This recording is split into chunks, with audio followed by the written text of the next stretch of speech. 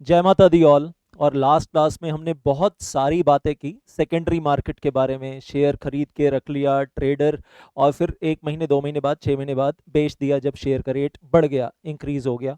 या फिर long term investor, well share आज खरीदा है और 20 साल 25 साल रखा अपने पास, जब रेट 4000 गुना बढ़ गया या 1000 गुना बढ़ गया तब बेचेंगे, खूब मोटा पैसा कमाएंगे। Then we also talked about short selling. We also talked about intraday. अगर सुबह लग रहा है कि प्राइस अभी कम है, शाम तक बढ़ जाएगा, तो फिर हम सुबह इंट्राडे ट्रेड में खरीद लेते हैं और शाम को हाई प्राइस पे बेचेंगे। इंट्राडे याद है ना, सेम डे खरीदना सेम डे बेचना, सेम कंपनी के शेयर्स सेम क्वांटिटी, बस प्राइस में जो डिफरेंस है वो आपका बेनिफिट बैंक अकाउंट में आ जाएगा, जो प्रॉफिट है। और आपको शेयर्स की डिलीवरी ना लेनी है ना देनी है, बाकी आगे डिटेल में बताऊंगा। और शॉर्ट सेलिंग में उल्टा, अगर आपको लग रहा है सुबह शेयर का रेट ज़्यादा है, शाम तक नीचे गिर जाएगा, तो now in that case will I say you can go for short selling. जो शेयर आपके पास है ही नहीं, सुबह बेच दिया और शाम को वो उसी कंपनी का share, same quantity same number of shares same company के, शाम को खरीदे एट लो प्राइस, और फिर सुबह हाई प्राइस पे बेचा था, शाम को लो प्राइस पे खरीदा है। जो प्राइस डिफरेंस है तो वो आपका प्रॉफिट है। और लेकिन वो प्योर जुआ है, मैंने आपको प्रीवियस सेशन में समझा दिया था। आज स्टॉक मार्केट फिर से डाउन है, आपके सामने वो आपको दिख रहा है स्क्रीन के ऊपर। बॉम्बे स्टॉक एक्सचेंज डाउन है, और ये बीएससी की वेबसाइट आपके सामने ही है अभी। गिर रही है, और हर थोड़ी थोड़ी देर में आपको वो पॉइंट्स भी चेंज होते हुए नजर आ रहे हैं सामने स्क्रीन पे, टॉप पे यू कैन सी दैट। हाँ, 70,724 देखते देखते 70,720, 22, 31, ऊपर नीचे वो चल रहा है मामला, और वो पॉइंट्स चेंज हो रहे हैं। सर यही यही तो समझ में नहीं आता, ये पॉइंट्स चेंज कैसे होते हैं। सर यही तो समझ में नहीं आता, ये ग्राफ बनता कैसे है। ये बहुत जल्दी नेक्स्ट सेशन में बताऊंगा, आने वाले सेशन में बहुत जल्दी बताऊंगा कि ये ग्राफ कैसे बनता है। बीएससी सेंसेक्स जो आपको दिख रहा है, ये बैंकेक्स आ गया हमारे सामने। ग्राफ एक नहीं होता, ग्राफ बहुत सारे होते हैं। एक सेंसेक्स होता है, एक बैंकिंग कंपनीज का बैंकेक्स होता है, लेकिन जो सबसे सबसे ज़्यादा प्राइम माने जाते हैं वही निफ्टी और सेंसेक्स। उसके अलावा बैंकिंग कंपनीज हैं तो बैंकेक्स है। जहाँ इंटेलेक्चुअल प्रॉपर्टीज़ हैं, दिमाग वाला काम हो रहा है, वहाँ माइंडेक्स नाम की भी चीज़ है। तो हम बात करेंगे आगे, बहुत सारी चीज़ें हैं और बहुत सब कुछ है। तो ये जो है, ये आपको जो घड़ी घड़ी बदलता हुआ नज़र आ रहा है, 70,754 से 747 हो गया। और ये कैलकुलेट कैसे होता है, ये कैलकुलेशन आपको सिखाने वाला हूँ। और ऐसे ही निफ्टी की भी बात करें, नेशनल स्टॉक एक्सचेंज पे भी अगर हम बात कर रहे हैं, तो आपको यहाँ जो टॉप पे दिखाई दे रहा है, well Nifty 50 on the website of Nifty, ये भी हर थोड़ी थोड़ी देर में बदलता रहता है। और मतलब सेम कहानी है, वहाँ पर भी बदल रहा है और यहाँ भी बदल रहा है।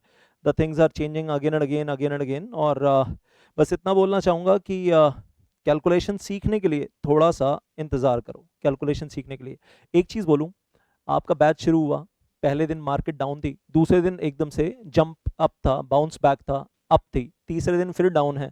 तो मार्केट ना तो ऐसा भी नहीं है कि हर दिन ऊपर ऊपर ऊपर जा रही है, 3 दिन में ही देख लिया, पहले दिन ऊपर, दूसरे दिन पहले दिन नीचे, दूसरे दिन एकदम से ऊपर, फिर तीसरे दिन फिर नीचे।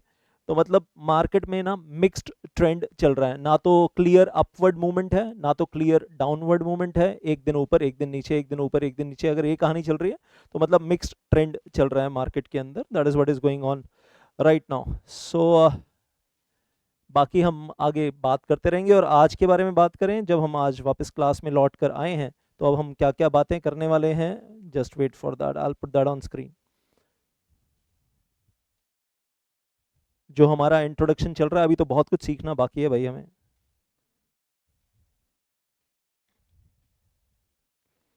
सेकेंडरी मार्केट के अभी मजे ले रहे हैं और सेकेंडरी मार्केट के बारे में बात करेंगे, और हम अब धीरे धीरे मार्केट में एंटर होंगे। प्राइमरी मार्केट कह लो, सेकेंडरी मार्केट कह लो, हम धीरे धीरे मार्केट में एंटर होंगे। And now talking about this, तो सेबी की वेबसाइट पे वापस दर्शन के लिए आते रहेंगे। एनएसडीएल सीडीएसएल के बारे में आज बात करने जा रहे हैं, national securities depositories limited and central depository services India limited, CDSL. Will be talking more detail in that. और फाइनेंशियल सिस्टम हो गया, फाइनेंशियल मार्केट हो गया, हमारा मनी मार्केट हो गया, उसके साथ हमने कैपिटल मार्केट के बारे में बेसिकली बात की, प्राइमरी और सेकेंडरी में डिफरेंस क्या होता है। डेरिवेटिव मार्केट बाद में डिटेल में बात करेंगे, और कमोडिटी मार्केट के बारे में थोड़ा सा और डिटेल में बात करेंगे, जबकि सिलेबस में नहीं है लेकिन आने वाले चैप्टर्स में कहीं ना कहीं बात होगी। प्राइमरी मार्केट और सेकेंडरी मार्केट पे ही फोकस चल रहा है। टेन्योर ऑफ इंस्ट्रूमेंट्स के बारे में बात हो गई, लास्ट क्लास में एनएससी बीएससी के बारे में बात हुई, नीट और बोल्ट के बारे में बात हुई, निफ्टी और सेंसेक्स के बारे में बात हुई। रिमेंबर ऑल दैट, याद है ना सब कुछ। 30 कंपनीज इन सेंसेक्स और निफ्टी में, वो 30 रिपीट हो रही हैं और फिर निफ्टी में 20 और ऐड हो रही हैं। तो हालांकि इसकी डिविएशन आपको दिखाऊंगा, डिविएशन आपको दिखाऊंगा, जस्ट वेट फॉर दैट। और how to open the demat account, इन सब के बारे में आज बात करने जा रहे हैं। वी आर गोइंग टू, अब यहाँ फोकस एरिया रहने वाला है demat account, trading cum demat account, इन सब के ऊपर फोकस एरिया रहेगा। लेकिन उसके साथ साथ डिपॉजिटरी एक्ट के बारे में बहुत कुछ पढ़ लेंगे। जो चैप्टर है ना डिपॉजिटरी एक्ट, वो तो मैं आपको करवाऊंगा पूरा, लेकिन बेस यहाँ पर ही बन रहा है, इंट्रोडक्शन में बन रहा है, इंट्रोडक्शन चल रहा है, तो सारी चीज़ों को हम एक साथ लेकर चल रहे हैं। सो डिपॉजिटरीज एंड डीपीज के बारे में जब बात कर रहे हैं, तो ये अब आपको मेरी बुक में चैप्टर नंबर 1 है डिपॉजिटरी एक्ट, तो वहीं से आपको ये चार्ट पेज नंबर 1.1 पे दिया हुआ है, वहीं से दिखा रहा हूँ आपको। आप कह सकते हो कहीं ना कहीं चैप्टर 1 का हल्का सा टच ले रहे हैं। जब हम कहते हैं इंडिया में डिपॉजिटरी सिस्टम है, तो डिपॉजिटरी सिस्टम को अगर डिफाइन करना हो तो कैसे डिफाइन करेंगे? डिपॉजिटरी एक प्रकार का बैंक होता है जिसमें हम कैश नहीं रखते, पैसा नहीं रखते, क्या रखते हैं? Equity shares, preference shares, debentures, bonds and other kind of securities in the electronic form, in the demat form, dematerialised form. Dematerialised का मतलब शॉर्टकट में बोलते हैं डीमैट। डीमेटलाइज का मतलब जो मेटीरियल फॉर्म में ना हो, जो फिजिकल फॉर्म में ना हो, non physical form, electronic form. तो एक प्रकार का बैंकिंग सिस्टम है जिसमें हम सिक्योरिटीज रखते हैं in the electronic form, in the demat form, in the dematerialised form and not the cash. तो इसमें सब कुछ आता है। और इसमें क्या, इसमें यूनिट्स ऑफ म्यूचुअल फंड भी रख सकते हैं। यस, जो म्यूचुअल फंड यूनिट्स मार्केट में ट्रेड हो रही हैं, जो आप ब्रोकर के थ्रू ले सकते हो, तो आप ब्रोकर के थ्रू ले रहे हो तो आप इसके अंदर रख सकते हो, बिल्कुल रख सकते हो। So instead of cash, that is first thing over here. अब इंडिया में दो डिपॉजिटरी हैं। दो डिपॉजिटरी कौन है? एनएसडीएल और सीडीएसएल।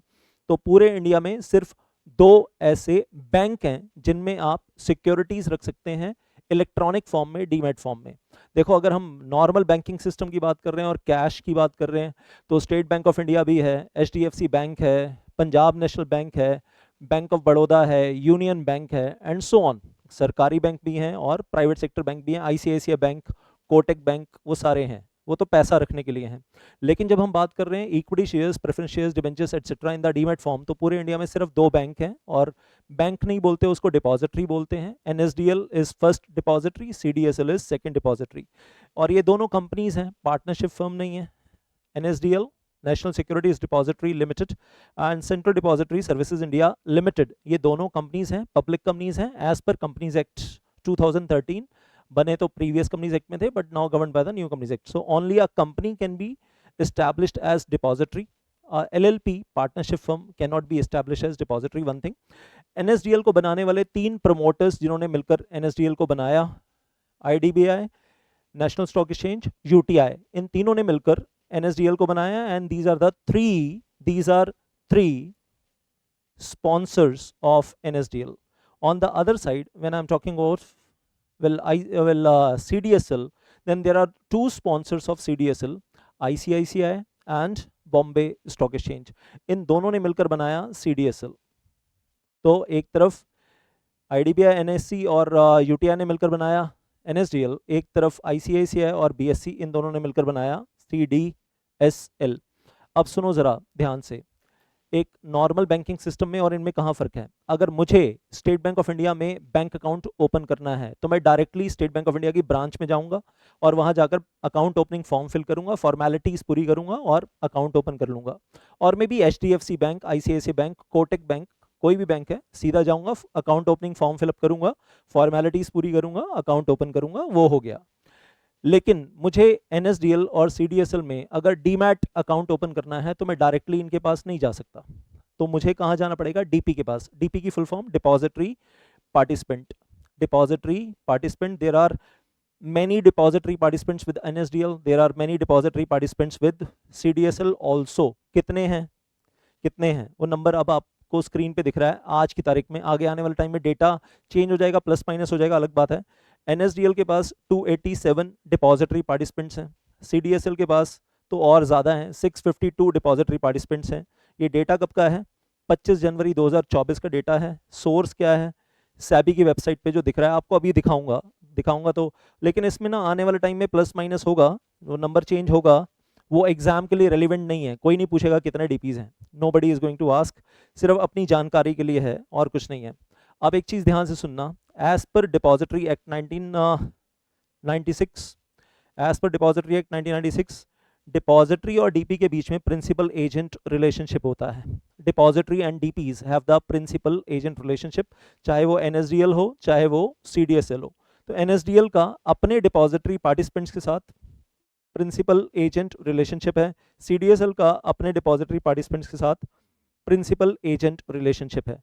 और नीचे कुछ चीज़ें हम चैप्टर 1 में देखेंगे, अभी नहीं बता रहा आपको। स्पॉन्सर कौन होता है जो डिपॉजिटरी को बनाता है, स्पॉन्सर कौन कौन हो सकते हैं, और डीपी कौन कौन लोग हो सकते हैं, ये हाँ थोड़ा सा अभी देख सकते हैं कि डीपी कौन कौन लोग बन सकते हैं, ये डिपॉजिटरी पार्टिसिपेंट कौन कौन लोग बन सकते हैं, हु कैन बिकम डीपीज। तो SEBI depository and DP regulation लिखा है, डीपी डिपॉजिटरी पार्टिसिपेंट कौन बन सकता है, या तो वो पब्लिक फाइनेंशियल इंस्टीट्यूशन होना चाहिए, कंपनी लॉ में डिफाइंड है, अभी ज़्यादा डिटेल में नहीं जा रहा, बस वो चैप्टर 1 में बताऊंगा, एक बार रिपीट करूंगा। LIC, यूटीआई, IDFC, ये हो सकते हैं depository participants. Banks can become depository participants, allowed है, banks can become, RBL bank, Bank of Baroda, City union Bank and so on can become depository participants. Foreign banks operating in India, HSBC bank और Standard Chartered और Citi Bank, ये लोग भी eligible हैं well to become depository participant. State financial corporation हर state में होती है, UP state financial corporation, UPSFC, और Andhra Pradesh state financial corporation, APSFC, Delhi में Delhi state financial corporation, Maharashtra में MHSFC, Maharashtra state financial corporation. Any other entity promoted by any above 4 categories और well वो भी बन सकती है, जो जिसको PFI बैंक या फॉरेन बैंक या SFC ने प्रमोट किया हो, ऐसी एंटिटी भी DP बन सकती है। और brokers can also become DP, तो ब्रोकर्स भी DP बन सकते हैं, but others can also become DP। तो ये थोड़ा सा बस अभी ज़्यादा दिमाग में नहीं ले जाना आपको, चैप्टर 1 में रिपीट करेंगे, ये चार्ट दोबारा से रिपीट होगा और ज़्यादा डिटेल में। तो NSDL has 287 DPs, CDSL has 652 DPs as on 25th of January 2024। अगर मैं ऐड करूंगा नंबर तो आपको 800 900 प्लस नज़र आएगा, लेकिन ऐसा है नहीं, बहुत सारे ना कॉमन भी हैं, बहुत सारे कॉमन भी हैं। तो ब्रोकर गिव्स, अच्छा अब ब्रोकर में और डीपी में फ़र्क क्या होता है ये थोड़ा सा समझ लेते हैं।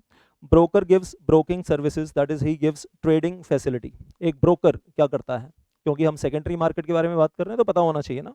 Broker gives broking services and he gives us trading facility.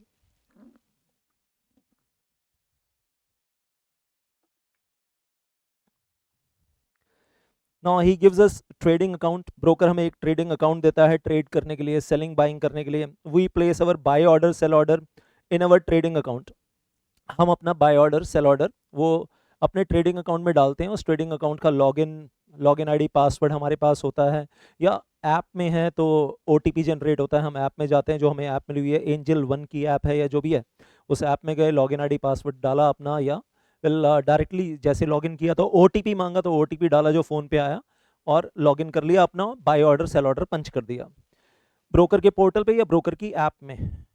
और उसके बाद ब्रोकर क्या करता है, उस पोर्टल या उस ऐप में जब हम अपना ऑर्डर प्लेस करते हैं, then the broker enters our order into the NEAT platform और बोल्ट। वो हम चुनते हैं, मैंने आपको बताया था लास्ट सेशन में कि हम चुनते हैं ऑर्डर प्लेस करते समय कि हम NSE में प्लेस कर रहे हैं या हम BSE में प्लेस कर रहे हैं।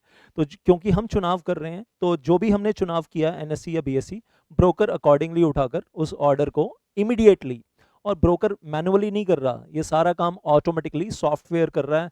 तो ब्रोकर की वेबसाइट का, पोर्टल का या ऐप का जो सॉफ्टवेयर है, उस ऑर्डर को instantaneously within 1 second, within less than 1 second, instantaneously it is putting on the NSE NEAT platform और BSE Sensex as the case may be. Then दूसरी तरफ डीपी के बारे में बात करते हैं। तो डीपी हमें क्या देता है, डीमैट अकाउंट देता है। डीपी हमें डीमैट अकाउंट देता है, डीमैट अकाउंट फैसिलिटी देता है। और ये डीमैट अकाउंट फैसिलिटी का पर्पस क्या है, ट्रेडिंग नहीं है, पर्पस क्या है, storage, to store the securities in the electronic form. Demat account का पर्पस क्या है, स्टोरेज ऑफ शेयर्स एटसेट्रा में, debentures, bonds, mutual fund units वगैरह वगैरह, वो सब कुछ in the demat form. In the demat form बोले तो non physical form, dematerialised form, electronic form में स्टोरेज करने की फैसिलिटी देता है। एंड देन आई से डीमैट अकाउंट अगर हम ओपन करते हैं तो डीमैट अकाउंट ओपन करने का हमें एक हर साल एनुअल मेंटेनेंस चार्जेस देने होते हैं। कुछ डिपॉजिटरी पार्टिसिपेंट नहीं लेते, वेव ऑफ कर देते हैं, तो वो उनकी मर्जी है, उनकी स्ट्रैटेजी है अपने कस्टमर्स बढ़ाने की। तो एएमसी और ट्रांजैक्शन जब करते हैं ना, आपके डीमैट अकाउंट में शेयर्स डेबिट हो गए या शेयर्स क्रेडिट हो गए, तो ट्रांजैक्शन के ऊपर भी वो अपने ट्रांजैक्शन चार्जेस लेते हैं पर ट्रांजैक्शन के हिसाब से। और कुछ डीपीज कम लेते हैं, कुछ डीपीज ज़्यादा लेते हैं, कुछ नहीं भी ले रहे हैं, कुछ टाइम के लिए वेव ऑफ कर देते हैं शुरू में। तो वो हम अभी बात करेंगे, will be talking about that. अच्छा, ब्रोकर के थ्रू जब आप सेल परचेज कर रहे हो तो ब्रोकर बदले में क्या ले रहा है? ब्रोकरेज। अच्छा, ऊपर से जीएसटी भी ले लेते हैं, जो ये चार्जेस लगा रहे हैं इन चार्जेस के ऊपर जीएसटी लेते हैं, और फिर आपको लगेगा अहो हमने प्रॉफिट जितना कमाया था उसमें से ये चार्जेस तो कट गए और जीएसटी भी लग गया उनके ऊपर। तो बहुत सारी चीज़ें, सिक्योरिटी ट्रांजेक्शन टैक्स। सो अभी उन सब डिटेल में नहीं जाऊंगा, वो जब हम पहुंचेंगे full detail of secondary market तो हम बात करेंगे। ब्रोकर कम डीपी। अब कुछ लोग होते हैं जो ब्रोकर भी होते हैं, डीपी भी होते हैं, जैसे एंजल वन ब्रोकर भी है, डीपी भी है। एचडीएफसी सिक्योरिटीज लिमिटेड ब्रोकर भी है, डीपी भी है। तो जब आप किसी ऐसे व्यक्ति को अप्रोच करेंगे, एंजल वन को, एचडीएफसी सिक्योरिटीज को, कोटेक सिक्योरिटीज को, जो कि ब्रोकर भी है और डीपी भी है, तो वो आपको डबल फैसिलिटी देगा इन सिंगल अकाउंट। आप एक अकाउंट ओपन करोगे, आपको डबल फैसिलिटी मिलेगी, और उस अकाउंट का नाम क्या हो जाएगा? Demat cum trading account. अगर आप किसी ब्रोकर के पास जाओगे जो सिर्फ ब्रोकर है, डीपी नहीं है, तो ट्रेडिंग अकाउंट देगा। For example, magnum securities limited. Magnum securities limited is a broker but it is not DP, तो वो आपको क्या देगा? Trading account. अगर मैं बात करूं सिर्फ डीपी है और ब्रोकर नहीं है, RBL bank, RBL bank, city union bank, Bank of Baroda, DP है, ब्रोकर नहीं है, तो ये आपको सिर्फ डीमैट अकाउंट देंगे, ट्रेडिंग अकाउंट नहीं देंगे। तो मैग्नम सिक्योरिटीज आपको सिर्फ ट्रेडिंग अकाउंट देगा, डीमैट अकाउंट नहीं देगा। और जो डीपी है, आरबीएल बैंक या सिटी यूनियन बैंक, ये आपको डीमैट अकाउंट देगा, ये आपको ट्रेडिंग अकाउंट नहीं देगा। तो डीमैट अकाउंट का पर्पस क्या है? कि वहां पर सिक्योरिटीज को आप स्टोर कर सकते हैं, लेकिन वहां से ना आप बेच नहीं सकते, खरीद नहीं सकते। डीमैट अकाउंट में सिर्फ स्टोरेज के लिए है, ओनली द फैसिलिटी स्टोरेज। जबकि ट्रेडिंग अकाउंट जो आपको यहाँ पर मिल रहा है, वो ट्रेडिंग अकाउंट जो है वो that is for trading purpose, cell purchase purpose, not for storage, not for storage. और अगर आपके पास ट्रेडिंग अकाउंट अलग है और डीमैट अकाउंट अलग है, आपके पास दो अकाउंट हैं, तो ट्रेडिंग अकाउंट में जो आप खरीदेंगे ना सिक्योरिटीज, इमीडिएटली आपके ट्रेडिंग अकाउंट से डीमैट अकाउंट में चली जाएंगी। और अगर आपको ट्रेडिंग अकाउंट से बेचनी है तो पहले आप ट्रेडिंग अकाउंट से बेचनी है तो पहले आप अपने डीमैट अकाउंट से ट्रेडिंग अकाउंट में शिफ्ट करोगे, ट्रेडिंग अकाउंट से डीमैट अकाउंट में, सॉरी, डीमैट अकाउंट से ट्रेडिंग अकाउंट में शिफ्ट करोगे, ट्रेडिंग अकाउंट में शिफ्ट करके फिर बेचोगे। अभी मैं डायग्रामेटिकली समझाऊंगा सब कुछ, इंतजार करो, थोड़ा सा इंतजार करो, सब्र करो, आ रहा है, सब कुछ आ रहा है। और अगर आप एचडीएफसी सिक्योरिटीज में चले जाते हो, HDFC securities, now in that case, तो आपका trading cum demat account single खुल जाएगा, और सिंगल अकाउंट में ही डबल फैसिलिटी हो जाएगी कि वही आपका डीमैट अकाउंट भी है और वही आपका ट्रेडिंग अकाउंट भी है। और इसमें थोड़ा सा मतलब कन्वीनियंट रहता है, आराम रहता है ऑपरेट करने में, अगर हम ऑपरेशंस की बात कर रहे हैं। एचडीएफसी सिक्योरिटीज ले लो या कोटेक सिक्योरिटीज ले लो एग्जाम्पल के तौर पे, बात समझ में आ रही है? So giving the double facility in the single account, demat account come trading account, demat account for storage भी हो गया और trading account for buying selling भी हो गया। डायग्रामेटिकली और इलेबोरेट करूंगा, आ रहा है, आ रहा है। और अब एक चीज आपको यहाँ दिखाना चाहता हूँ, हिंदुस्तान में सेबी की वेबसाइट है, सेबी की वेबसाइट है। So on the website of SEBI दिख रहा है हिंदुस्तान में आज की तारीख में registered stock broker equity shares में डील करने वाले कितने हैं जो एलिजिबल हैं एज ऑन 23 जनवरी 2024। तो नंबर आ रहा है यहाँ पर 4936 on the website of SEBI. कहाँ जाना है? रिकॉग्नाइज्ड इंटरमीडियरीज में जाना है। I hope getting that. तो दिख रहा है 4936 brokers, recognised registered stock brokers who are registered with SEBI. और एक चीज और दिखाना चाहूंगा जो सेबी की वेबसाइट पे देख रहे हैं, on the website of SEBI registered depository participant CDSL के कितने हैं? सीडीएसएल के पास कितने डीपी हैं? 652। सीडीएसएल के पास 652 डीपी हैं। और एनएसडीएल के पास कितने हैं as on 24 January? The data is updated, बाद में डेटा चेंज होता रहेगा। 287 डीपी है। मैं फिर से बोल रहा हूँ, आने वाले टाइम में फ्यूचर में प्लस माइनस होता रहेगा।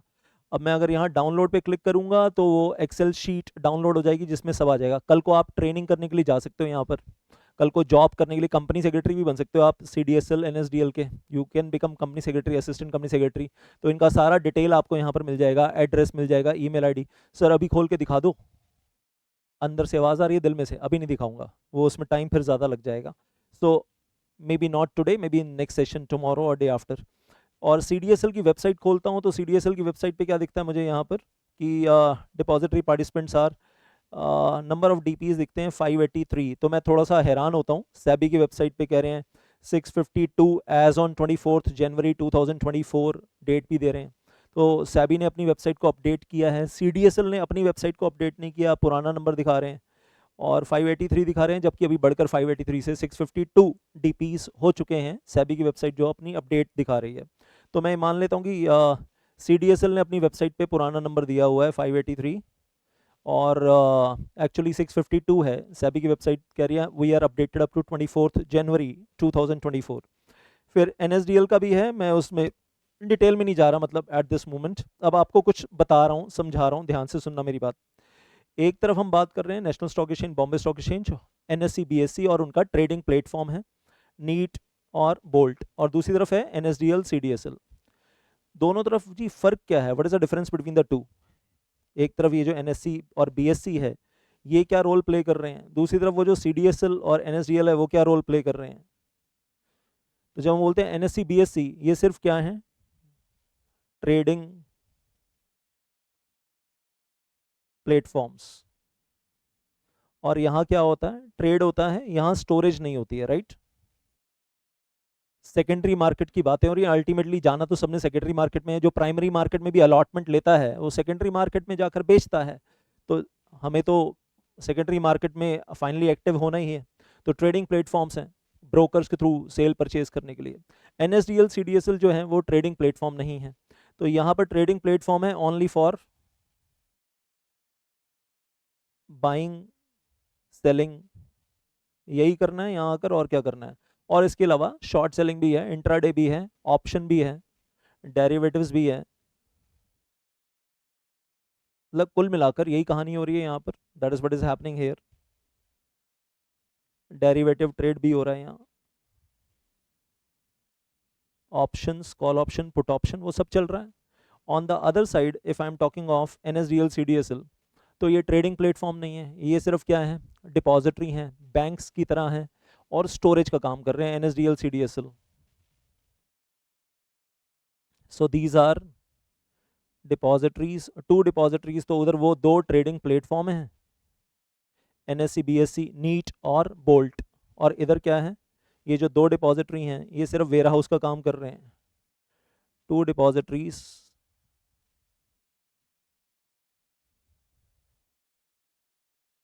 For safe keeping,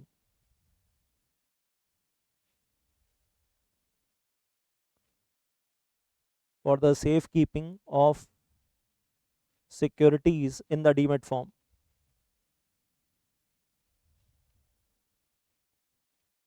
Not for buying selling, not for trading, हाँ। So for safekeeping of securities in demat form। बात समझ में आई? अच्छा, इतने सारे लोगों ने जय माता दी लिखा, मैंने विश नहीं किया। जय माता दी, जय माता दी, जय माता दी, जय माता दी। चलो चलो चलो आगे बढ़ते हैं, so sorry. Then I will say individually भाई सबका नाम नहीं ले सकता हूँ, मैंने पहले भी बोला, सेकंड क्लास में भी और हर क्लास में संभव नहीं है, तो फोकस पढ़ाई पे रखेंगे। और कोई क्वेश्चन हो आप पूछ लेना यहाँ पर, नहीं तो आपको मेरा well you know my WhatsApp number, वहाँ पर क्वेश्चन पूछो ना आप, ज़्यादा अच्छा है, so that you can conveniently ask, I can conveniently give the answer. 8448804439, only WhatsApp, no calling, only WhatsApp for your queries and no calling।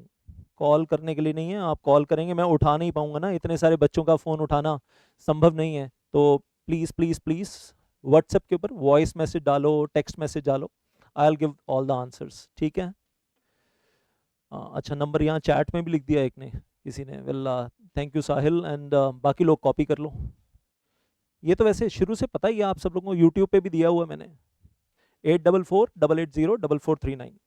और पहले सारी दुनिया को बता रखा है, फिर भी कुछ लोगों को नहीं मालूम, नए नए हैं तो उनके लिए। हाँ चलो, एनी हाउस, तो कुल मिलाकर कहानी आपको यहाँ ये समझ में आ रही है कि कहानी चल क्या रही है। You are able to understand this story. अब कहानी में आगे बढ़ते हैं। तो अभी हमने देखा सेबी की वेबसाइट पे ब्रोकर्स कितने हैं। ये बी जो ये सारे आपको दिख रहे हैं, ये क्या है? दे आर ब्रोकर्स, या जिनको कहें stock market intermediaries, B1 B2 B3 B4 B5 ऐसे ही नाम दे दिया, एंड अप टू B4936। फिर कह रहा हूँ फ्यूचर में आने वाले टाइम में ये नंबर प्लस माइनस होता रहेगा, घटता रहेगा, बढ़ता रहेगा, उसकी टेंशन नहीं है। और नंबर ना तो इंस्टीट्यूट पूछ रहा है एग्जाम में, ना हमें बताना है, अपने आप से भी नहीं बताना। दूसरी तरफ NSDL के पास 287 DPs और CDSL के पास 652 DPs, और वो उसमें आपको HDFC सिक्योरिटी का नाम मैंने अभी बताया, एंजल का नाम बताया। देन आई विल से, अब ध्यान से सुनना मेरी बात, लिसन टू दैट केयरफुली। हम लोग डीमैट अकाउंट ओपन करते हैं तो हम किसके पास जाते हैं? Choose DP। 287 DP या 652 DP ये जो हैं, इनमें से choose a DP of your choice to open your demat account. मैं आ रहा हूँ अभी उस डीमैट अकाउंट ओपनिंग पे। मैं कुछ वेबसाइट्स दिखाऊंगा अभी आपको, कुछ DPs की, जहां पर आप ओपन कर सकते हैं डीमैट अकाउंट। अब लेकिन सुनो जरा ध्यान से। HDFC सिक्योरिटीज, HDFC सिक्योरिटीज तो बहुत कुछ है। हाँ, HDFC सिक्योरिटीज जो है वो कहानी सिर्फ ये नहीं कि वो NSDL का DP है। HDFC सिक्योरिटीज तो CDSL का भी DP है। तो मैंने यहाँ एक लिंक दिखा दिया आपको। ये अभी ये लिंक क्या बता रहा है आपको यहाँ पर कि NSDL का DP HDFC है, तो out of 287 one of them is HDFC securities. HDFC bank नहीं, HDFC सिक्योरिटीज।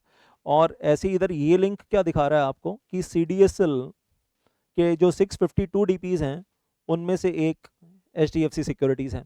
तो क्या एक DP दोनों का एजेंट हो सकता है? NSDL CDSL अलाउड है।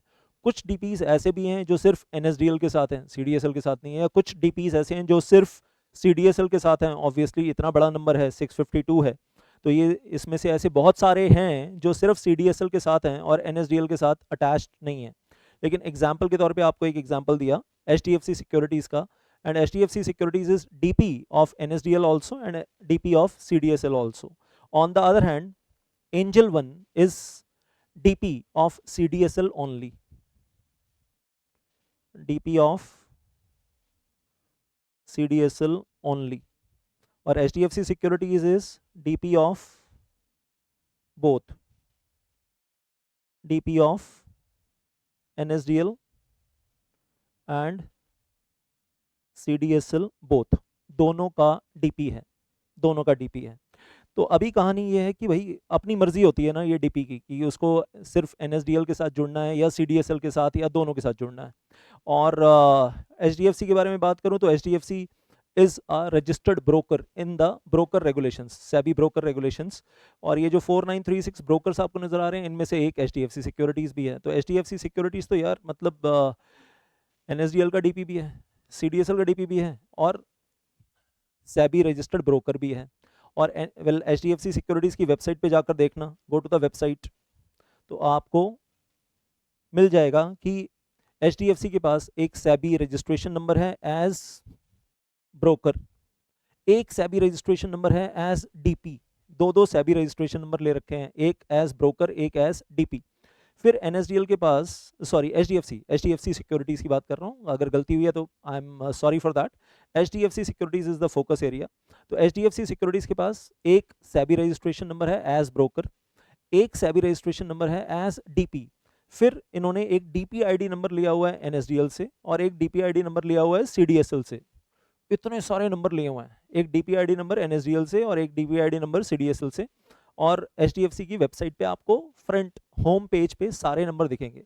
सेबी का पहला रजिस्ट्रेशन नंबर एज ब्रोकर, दूसरा एज DP, तीसरा NSDL से लिया हुआ DP ID नंबर, चौथा CDSL से लिया हुआ DP ID number. So well ये एक छोटी सी चीज मैं बताना चाह रहा था ऐड ऑन।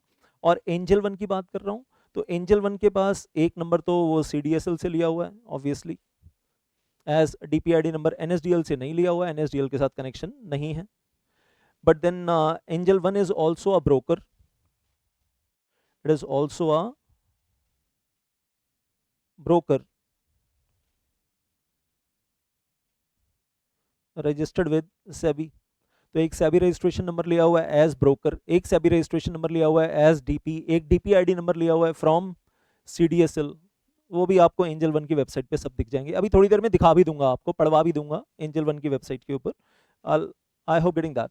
और मैं जो कंफर्म कर रहा था पहले कि एनएसडीएल के पास कुछ डीपीज ऐसे हैं, जैसे बैंक ऑफ बड़ौदा है तो it is only a DP, it is not a broker. City union bank है, it is only a DP of NSDL, it is not a broker. RBL bank is only a DP, once again DP of NSDL, not a broker. तो ये तीनों जो है ये DPs हैं, ये broker नहीं है। यहाँ पर आप डीमैट अकाउंट ओपन कर सकते हैं इन तीनों के पास। इन तीनों के पास आप क्या ओपन कर सकते हैं? Only demat account but not trading account. यहाँ पर आपका ट्रेडिंग अकाउंट ओपन नहीं होगा। जबकि एचडीएफसी के पास अगर मैं वापस जाता हूँ तो एचडीएफसी के पास आपका ट्रेडिंग कम डीमैट अकाउंट हो जाएगा, और एंजल वन के पास भी trading cum demat account open हो जाएगा। और मैंने आपको एग्जांपल दिया था magnum securities is only a broker, तो यहाँ पर ब्रोकिंग सर्विस मिलेगी और आपका ट्रेडिंग अकाउंट ओपन हो जाएगा, डीमैट अकाउंट ओपन नहीं होगा। ओनली, अब बहुत कुछ समझ में आ रहा है आपको धीरे धीरे। Only trading account will open and not the demat account, no demat account. तो यहाँ आप स्टोरेज कुछ भी नहीं कर सकते। पहले डीमैट अकाउंट से ट्रेडिंग अकाउंट में, आपका जो डीमैट अकाउंट मान लो आरबीएल में है और आपका ट्रेडिंग अकाउंट मैग्नम में है, तो पहले आप आरबीएल में जो आपका डीमैट अकाउंट है वहाँ से सिक्योरिटीज़ लेकर आप यहाँ पर मैग्नम में लेकर आओगे, फिर आप बेचोगे, ट्रांसफ़र करोगे ऑन नीट प्लेटफॉर्म और बोल्ट, जो भी आप चूज़ करोगे जब आप मैग्नम की ऐप पे या वेबसाइट पे पोर्टल पे लॉगिन करोगे। और अगर आप खरीद रहे हो मैग्नम की सर्विसेज यूज़ कर रहे हो, स्टॉक मार्केट में परचेज कर रहे हो, तो पहले आपके ट्रेडिंग अकाउंट में आएगा और फिर ट्रेडिंग अकाउंट से आप अपने आरबीएल बैंक में जो आपका डीमैट अकाउंट ओपन हुआ है वहाँ पर ट्रांसफ़र कर दोगे स्टोरेज पर्पस के लिए। तो खैर अभी और डिटेल में डायग्रामेटिकली दिखाऊंगा अभी सामने से। सो अब क्वेश्चन है, is it compulsory that every broker shall be a depository participant also? Rather true false में है। इट इज ट्रू फॉल्स बताना है। It is compulsory that every broker shall be depository participant also, तो answer is no, so it is false. ऊपर लिखा है कि ये कंपलसरी है कि हर ब्रोकर को, इज इट नहीं है, इट इज लिखा है। It is compulsory that every broker shall be depository participant also, तो answer is no, it is false. India में 4936 ब्रोकर हैं और वो सारे के सारे तो डीपी है नहीं, और इतने डीपी इंडिया में है भी नहीं, तो हर ब्रोकर का डीपी होना जरूरी नहीं है, तो आंसर इज फॉल्स। नंबर 2, ये कंपलसरी है कि हर डीपी को ब्रोकर भी होना चाहिए, answer is once again false. मतलब दोनों तरफ से ही फॉल्स है। ये भी गलत बोल रहे हैं कि every broker shall B DP, और ये भी गलत बोल रहे हैं every DP shell be broker. तो जब बोल रहे हैं वेल, अगर हम फाइनली इसका कंक्लूजन निकाल लेते हैं, इसका फाइनल कंक्लूजन क्या है? It is not compulsory that a broker shall be a DP also. And depository act 1996 हो या सेबी डिपॉजिटरी या डिपॉजिटरी पार्टिसिपेंट रेगुलेशंस हो, in the equity share segment 4940 लिखा है यहाँ पर, कुछ दिन पहले लिखा था, अभी 4936 ब्रोकर्स हैं रजिस्टर्ड विद सेबी, जबकि टोटल नंबर ऑफ डीपीज जो हैं वो 1000 से भी कम है इंडिया में। अगर आप ऐड भी कर दो 652 287, जबकि उनमें से मैंने आपको दिखाया कुछ कॉमन भी हैं, एचडीएफसी सिक्योरिटीज कॉमन है तो स्ट्रेट अवे ऐड कर नहीं सकते, कॉमन डीपीज भी है ना एनएसडीएल सीडीएसएल के, तो इसलिए सीधा सीधा वो 652 + 287 पॉसिबल नहीं है। कॉमन वालों को तो एक ही बार काउंट करेंगे, दो दो बार थोड़ा ना काउंट करेंगे। तो इंडिया में लेस देन 1000 डीपीज हैं, और ये सारे के सारे ब्रोकर तो डीपी नहीं हुए ना, फिर 4936 ब्रोकर हैं, तो नंबर ऑफ ब्रोकर ज़्यादा हैं, नंबर ऑफ डीपीज कम है। And then the data clearly shows that all brokers are not DPs. ये एक कहानी खत्म होती है यहाँ पर, one thing. Secondly, vice versa, it is not compulsory that all DPs shall be broker. ऐसा भी कहीं लॉ में तो नहीं लिखा कि सारे डीपीज को ब्रोकर होना चाहिए। There are many DPs who maintain demat account of the clients but they are not brokers. तो ऐसे बहुत सारे डीपी हैं जो सिर्फ डीपी हैं, ब्रोकर्स नहीं हैं, डीमैट अकाउंट मेंटेन करते हैं, ट्रेडिंग अकाउंट नहीं। And for example, the Bank of Baroda is DP, City Union Bank is a DP, RBL Bank is a DP। ये सारे DP हैं NSDL के, but they are not broker। ये लोग broker नहीं हैं, they are not brokers। Clear है? Clear है। अब सुनो जरा, एंजल वन की वेबसाइट पे आपको कुछ दिखा रहा हूँ, जैसे आप अभी आपको डीमैट अकाउंट ओपनिंग के लिए भी दिखाऊंगा। आपको क्या दिखाना चाहता हूँ यहाँ पर, एंजल वन के होम पेज पे, होम पेज पे दिख रहा है कि एंजल वन जूम करके दिखाऊंगा अभी आपको। Angel One is having SEBI registration number as broker on BSC, on NSC, on multi stock exchange। वो जो तीसरा है मुंबई में उसका भी ब्रोकर है। तो Angel One is broker of BSC also, NSC also, और third one that is multi stock exchange that we are having in third stock exchange in Mumbai. और उसके अलावा MCX कॉमोडिटी एक्सचेंज में भी है, NCDEX कॉमोडिटी एक्सचेंज में भी, 2 commodity exchange में भी ब्रोकर है। तो 3 स्टॉक एक्सचेंजेस का ब्रोकर है, 2 कॉमोडिटी एक्सचेंजेस का ब्रोकर है, और हर जगह वो मेंबर आईडी नंबर ना चेंज ही हो रहा है, इसका मेंबरशिप आईडी नंबर वो दिखा रहे हैं। तो SEBI रजिस्ट्रेशन नंबर 1 ले लिया है, और BSC का मतलब SEBI से रजिस्ट्रेशन नंबर 1 लिया है, बाकी वो BSC का ब्रोकर आईडी नंबर अलग है, NSC का ब्रोकर आईडी नंबर अलग है, वो सारे आईडी नंबर्स यहाँ लिखे हुए हैं। और 5 स्टॉक एक्सचेंज है, तो 5 स्टॉक एक्सचेंजेस पे 5 ब्रोकर आईडी नंबर अलग अलग मिले हुए हैं। हर स्टॉक एक्सचेंज ने अपना अपना ब्रोकर आईडी नंबर दिया है। ऐसे ही अगर हम बात कर रहे हैं CDSL का, तो CDSL ने इसको एक अलग से रजिस्ट्रेशन नंबर दिया हुआ है, CDSL रजिस्ट्रेशन नंबर INDP 3842018। और फिर आगे बहुत सारे और दूसरे रजिस्ट्रेशन नंबर भी हैं भाई। पोर्टफोलियो मैनेजमेंट सर्विस प्रोवाइडर का रजिस्ट्रेशन नंबर अलग है, रिसर्च एनालिस्ट का रजिस्ट्रेशन नंबर अलग है, इन्वेस्टमेंट एडवाइजर का रजिस्ट्रेशन नंबर अलग है, म्यूचुअल फंड सर्विसेज का रजिस्ट्रेशन नंबर अलग है। बहुत सारे रजिस्ट्रेशन नंबर लिए हुए हैं, तो बहुत सारी सर्विसेज प्रोवाइड कर रहा है। अब आपको डीमैट अकाउंट ओपन करना है, if you want to open, और ये यहाँ पर भी दिख रहा है। अच्छा, ये एक चीज़ जो दिख रही है यहाँ इनके पोर्टल पे, ये CDSL रजिस्ट्रेशन नंबर ये लिया हुआ है इन्होंने, NSDL से कोई रजिस्ट्रेशन नंबर एंजल वन ने नहीं लिया हुआ है। तो they have only the CDSL registration number and not with NSDL।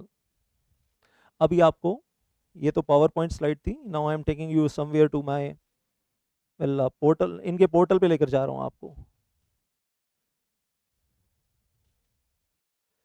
So now this is the portal of Angel One. आपको अगर डीमैट अकाउंट ओपन करना है, चलो पहले मैं आपसे पूछ लूँ, आप में से कितने लोगों का बैंक अकाउंट है? बैंक अकाउंट कितने लोगों का आधार कार्ड बना हुआ है? कितने लोगों के पास पैन नंबर ऑलरेडी है? आप में से कितने लोगों का आधार कार्ड बना हुआ है? वो तो सबका बना होगा। येस और नो में चैट में आंसर देना मुझे, यहाँ पर give me the answer in the chat.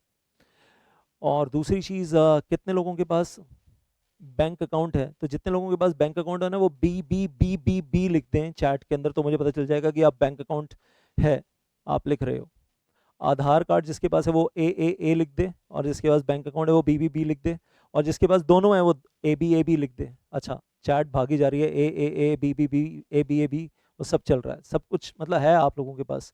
अब मैं कुछ ज़्यादा इंपॉर्टेंट पूछने जा रहा हूँ, आप में से कितने लोगों के पास पैन नंबर है भाई? पैन नंबर कितने लोगों के पास है? Income tax pan number, income tax pan number आप में से कितनों के पास है?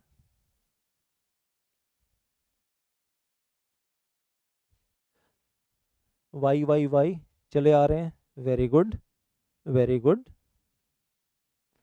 मुझे लग रहा है ऑलमोस्ट 100% सबके पास पैन नंबर है। पी वाई पी चले आ रहे हैं।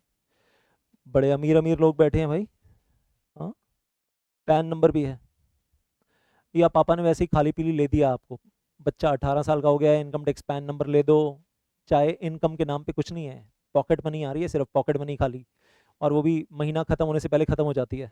फिर पापा के सामने कटोरा लेकर जाते हैं, मम्मी के सामने, पापा के सामने, होम सो एवर। हाँ, तो और फिर से पैसे मांग रहे होते हैं, लेकिन पैन नंबर है। हाँ, almost 100% everybody is saying.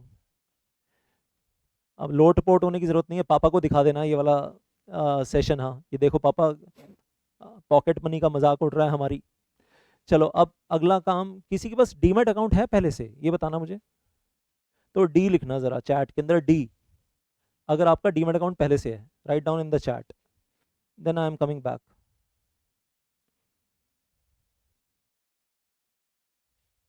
Yes और नो भी लिख सकते हैं, और डीमैट अकाउंट है तो डी भी लिख सकते हैं। ये रोते रोते स्माइली क्यों बना रहे हो भाई? डीमैट अकाउंट नंबर नहीं है? अच्छा, 2 3 4 लोग हैं जिनके पास डीमैट अकाउंट नंबर है, गुड है गुड है। बाकी सब लोग उआ उआ।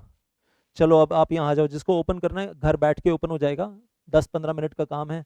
आपको सिर्फ क्या करना है, अभी आपको दिखा रहा हूँ, जैसे ये एंजल ब्रोकिंग है, या HDFC स्काई है, या फिर you are having this Kotak securities, और ज़ीरो धा, 5 पैसा, कहीं पर भी जाकर आप अपना डीमैट अकाउंट ओपन कर लो, सिर्फ आपका एक कुछ बेसिक इन्फॉर्मेशन मांगेंगे और वो इन्फॉर्मेशन दो, घर बैठे बैठे डीमैट अकाउंट ओपन होगा। ना आपको वहाँ उनके ऑफिस जाना, ना वो आपके घर आएंगे, ना किसी को चाय पिलानी, ना किसी को बिस्किट्स खिलाने, आपके घर बैठे बैठे आपका डीमैट अकाउंट ओपन हो जाएगा। 15-20 मिनट का प्रोसेस होगा, दैट्स इट। और उसके बाद वो प्रोसेस क्लोज होगा तो उसके बाद एक प्रोसेस और इनिशिएट होगा, वो मैं बताऊंगा अभी आपको। अब मैं खैर बात कर रहा था यहाँ पर, आपको सिर्फ क्या डालना है, नेम डालना है, मोबाइल नंबर और सिटी। सिटी अपना यहाँ पर डाल दिया तो वहाँ से कॉल आ जाएगी अपने आप। ऐसे ही HDFC वाले क्या मांग रहे हैं, अपना ईमेल आईडी एंटर कर दो, सिर्फ फ़ोन नंबर मत दो, कॉलिंग वॉलिंग नहीं, ईमेल आईडी के ऊपर रिस्पॉन्स आ जाएगा। HDFC वाले जो मांग रहे हैं। कोटेक वाले आपका नाम और मोबाइल नंबर मांग रहे हैं, सिर्फ खाली 2 चीज़ें, और फ़ोन आएगा, आपके घर बैठे बैठे आपका डीमैट अकाउंट ओपन करवा देंगे, कहीं नहीं जाना आपको। देन आई से Zerodha open a trading account and demat account. यहाँ पर भी आपको सिर्फ क्या देना है, अपना फ़ोन नंबर देना है, वहाँ से अपने आप फ़ोन कॉल करेंगे, अपने आप फॉलो अप करेंगे, पीछे पड़ जाएंगे हाथ धो के, आपके डीमैट अकाउंट खुलवाए बिना मानेंगे नहीं, फिर आपको ही पीछे छुड़वाना पड़ेगा अगर नहीं खुलवाना तो एक बार आप एंटर हो गए पिक्चर में तो दे विल आस्क फॉर, सिर्फ एक फ़ोन नंबर मांग रहे हैं आपका, अपना फ़ोन नंबर दे दो खाली बस। उसके बाद सारी जिम्मेदारी उनके जो कस्टमर केयर में बैठे हुए हैं, आपको पकड़ के आपका डीमैट अकाउंट, मतलब फ़ोन पे फ़ोन और तब तक करते रहेंगे जब तक डीमैट अकाउंट ओपन नहीं करवा देंगे। और now this is how the things move in.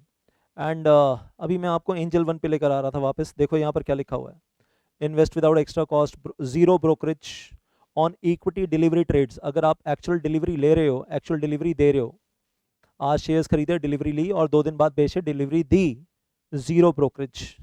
Brokerage for the first 30 days on the intraday also zero. F&O, short और कॉमोडिटीज सब पे zero. Charges for maintaining, charges for account maintenance for the first year, पहले साल आपका demat cum trading account maintain करने का कोई charge नहीं होगा, zero charges for the account maintenance for first year.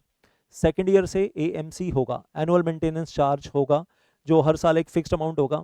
और आपने अगर through out the financial year कोई ट्रेड नहीं किया, मतलब आपने फाइनेंशियल ईयर बिगनिंग पे जो शेयर्स होल्ड किए हैं, फाइनेंशियल ईयर एंड तक एज इट इज़ होल्ड किए हैं, ना कुछ प्लस किया, ना कुछ माइनस किया, ना कुछ बाय किया, ना कुछ सेल किया, लेकिन आपके डीमैट अकाउंट में पड़े हैं ना कुछ थोड़े बहुत शेयर्स, एनुअल मेंटेनेंस चार्ज तो आपको देना पड़ेगा।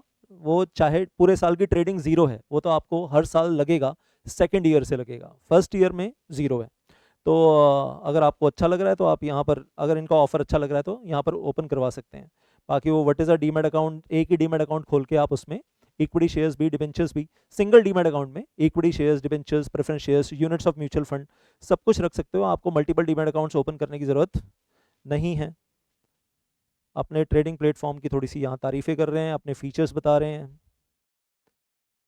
और साथ में बता रहे हैं 1.75 करोड़ रजिस्टर्ड क्लाइंट्स इनके पास ऑलरेडी हैं, 4.4 crore people have already downloaded their app, बड़ा नंबर है। अब ये आ गया इनका डिटेल, मैंने कहा था ना जूम करके दिखा दूंगा आपको। तो ये दिख रहा है सेबी रजिस्ट्रेशन नंबर स्क्रीन के ऊपर बड़ा बड़ा on the top, SEBI registration number है एक इनके पास। फिर BSC ऑन द टॉप सबसे ऊपर ऊपर दिख रहा है, BSC का ID नंबर है 612, Bombay stock exchange, national stock exchange का ID नंबर है इनके पास, NSE का 12798। फिर तीसरा स्टॉक एक्सचेंज है MSEI, metropolitan stock exchange of India. तो उस metropolitan stock exchange of India में भी they are broker and 10500 is their ID number. तो तीनों स्टॉक एक्सचेंज हो गए। फिर MCX कॉमोडिटी एक्सचेंज में भी मेंबरशिप ID दिया हुआ है, नंबर 3 हो गया। नंबर 4 NCDEX में भी इनके पास मेंबरशिप ID है। पांचवा एक्सचेंज हो गया, 3 stock exchange, 2 commodity exchange and they are broker everywhere. फिर CDSL का इनके पास ये DPID नंबर आ गया, दिख रहा है on the top of the screen, CDSL का DPID नंबर जो इन्होंने लिया हुआ है। फिर इनके पास और भी हैं, portfolio management service registration number obtain from SEBI, research analyst registration number taken from SEBI, investment adviser SEBI registration number taken over here. और उसके बाद एमफी मतलब ऑल इंडिया म्यूचुअल फंड जो बने हुए हैं इंस्टीट्यूशन, उसका भी रजिस्ट्रेशन नंबर इनके पास है। तो म्यूचुअल फंड सेलर का काम भी ये लोग करते हैं। सो वेल आई से बाकी उनका कंप्लायंस ऑफिसर का नाम दिया हुआ है, hopefully this person is the company secretary, mister Hiren Thakkar must be the company secretary of the company, no, and he is the compliance officer.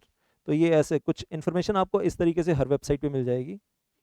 HDFC वाले आपको क्या फैसिलिटी दे रहे हैं, अपना ईमेल आईडी दो और उसके बाद zero account opening charges, free trading and demat account, zero maintenance charge for first year, पहले साल ज़ीरो, 20 रुपीज़ पर ऑर्डर लेंगे on the intraday and on the delivery. यहाँ पर आपको वो डिलीवरी के ऊपर भी 20 रुपये देने पड़ेंगे। अगर आप डिलीवरी ट्रेड कर रहे हो कि खरीदा और डिलीवरी ली तो 20 रुपीज़ पर ट्रांजेक्शन आपको पे करना पड़ेगा ऑन द डिलीवरी ऑल्सो। से एंजल वन में डिलीवरी के ऊपर ज़ीरो चार्जेस थे और यहाँ पर और वो ज़ीरो चार्जेस लाइफ टाइम है, और वहाँ सिर्फ इंट्राडे के लिए ले रहे थे आपसे, यहाँ पर इंट्राडे के लिए भी ले रहे हैं, डिलीवरी भी ले रहे हैं। तो ये तो महंगा पड़ेगा थोड़ा सा, क्योंकि 20 रुपीज़, अगर आपको लगता है 20 रुपये बहुत ज़्यादा है तो महंगा पड़ेगा, उस पर GST भी लगाएंगे। देन टॉकिंग अबाउट आई से दिस इज कोटेक। तो कोटेक सिक्योरिटीज़ में अभी एक बार देखो ज़रा ध्यान से, new age online for the investors under the age of 30 years, zero brokerage on all trades. ये तो लॉटरी लग गई भाई। अगर आपकी उम्र 20 साल है तो अगले 10 साल zero brokerage on all the trades, maybe delivery trade, maybe intraday, maybe ABCD XYZ, सबके ऊपर ज़ीरो ब्रोकरेज। खतरनाक वाला फैसिलिटी है। तो मैं कहूँगा कि go for Kotak in that case. तो zero for all intraday trades also, and it's not only intraday, all type of trades, delivery trade पे भी ज़ीरो, इंट्राडे पे भी zero. And then trade free plan for investors above 30 years, zero brokerage on intraday, delivery के ऊपर लेंगे लेकिन intraday के ऊपर ज़ीरो। तो यहाँ दोनों में फ़र्क दिख रहा है। एक तरफ कह रहे हैं बिलो 30 है तो zero brokerage on intraday on delivery all, और 30 के ऊपर है तो इंट्राडे के ऊपर तो ज़ीरो रहेगा लेकिन डिलीवरी वालों के ऊपर ब्रोकरेज लेंगे। तो ये इनका अपना तरीका है बिजनेस करने का। आप लोगों को तो फिर मैं सजेस्ट करूंगा ये ले लो, लेकिन डीमैट अकाउंट का क्या, एक एनुअल मेंटेनेंस चार्ज देना पड़ेगा, वो यहाँ क्लियर नहीं है। नेम और मोबाइल नंबर डालो, zero interest offering and many things they are writing, but start डालो, बात कर लेना कि सर क्या डीमैट अकाउंट का एनुअल चार्ज देना पड़ेगा। तो कहानी कुछ कुछ समझ में आ रही है। खाली फ़ोन नंबर डालना है, 4-5 जगह बात कर लो, जो आपको बेस्ट सूटेबल लगे वहाँ पर ओपन कर लेना, जिनकी सर्विसेज अच्छी हों। ज़ीरो था, एक झलक इनकी देख ले, अगर इन्होंने कुछ बताया, इन्होंने कुछ बताया ही नहीं अपनी कि हम क्या फ्री दे रहे हैं। इनके यहाँ शायद कुछ भी फ्री नहीं है, बस फ़ोन नंबर डालो, पूछ लेना कुछ है क्या इनके यहाँ ऑफर। 5 पैसा, open your demat accounts, just put in 1 number. अब देखो मेरा कोई पर्सनल एक्सपीरियंस तो है नहीं इन सब के साथ, मेरे तो मैंने आपको बताया Angel One I am happy, HDFC securities I am happy, Kotak securities my wife has demat account, we are happy with that also. और 5 पैसा वाले कह रहे हैं well fix charges with no hidden cost, pricing plan 20 rupees for all trade, super saver pack 10 rupees for smart trades, ये पता नहीं क्या होता है, zero commission on mutual funds, pricing plans हैं इनके पास कुछ बने हुए, और ये कुछ demat for all your trading needs, stock पे 10 रुपीज़ पर ऑर्डर, 0% ब्रोकरेज, जो भी है मतलब ये आप देख लेना। तो मैंने आपको पहले भी बताया था, मैं वापस लेकर आ रहा हूँ अभी आपको यहाँ पर, कि भाई हर किसी के अपने अपने प्लान हैं जो आपको सूट करे। मैं किसी पर्टिकुलर को प्रमोट नहीं कर रहा, मुझे कोटेक वाला देखकर अच्छा लगा बिलो 30 ईयर्स वालों के लिए, तो Kotak can be a very good recommendation ऐसा लग रहा है। बाकी आप बातचीत करके पता चल कर लेना, कोई हिडन चार्जेस तो नहीं है कोटेक सिक्योरिटीज़ के। और ब्रोकरेज वगैरह तो छोड़ रहे हैं, लेकिन क्या DP चार्जेस लेंगे और क्या एनुअल मेंटेनेंस चार्जेस लेंगे अपने अकाउंट के, डीमैट अकाउंट के, और क्या जो ट्रांजैक्शन डेबिट क्रेडिट होगी आपके डीमैट अकाउंट में, क्या ट्रांजैक्शन चार्ज उसका लगेगा, ब्रोकरेज नहीं बोल रहा हूँ, क्या ट्रांजैक्शन चार्ज लगेगा डेबिट करने का, क्रेडिट करने का डीमैट अकाउंट में, प्लस GST। तो वो एक बार कंफर्म कर लेना आप लोग। अब सवाल है, if the question number 1, if an investor wants to sell or purchase the shares on NSE platform, then whether it is compulsory that he shall have the demat account with the DP who is DP of NSDL। क्या, क्योंकि NSE ने NSDL को बनाया ना, आपको मालूम ही है ना, नेशनल स्टॉक एक्सचेंज ने NSDL को बनाया और बॉम्बे स्टॉक एक्सचेंज ने CDSL को बनाया। तो NSE पे ट्रेड करने के लिए क्या आपका डीमैट अकाउंट किसी ऐसे DP के साथ होना चाहिए जो NSDL का DP है, तभी आप NSE पे ट्रेड कर पाएंगे, येस और नो? तो answer is no.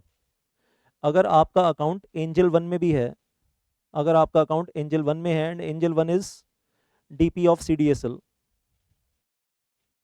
DP of CDSL, तो आप ट्रेड NSE पे भी कर सकते हैं और ट्रेड BSE पे भी कर सकते हैं। और ऑर्डर प्लेस करते समय आपसे दोनों ऑप्शन पूछेगा,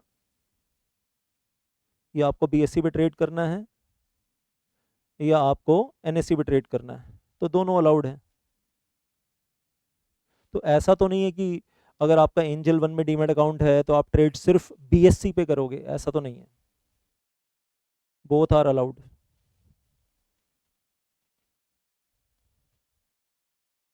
नेक्स्ट वन, क्वेश्चन नंबर 2,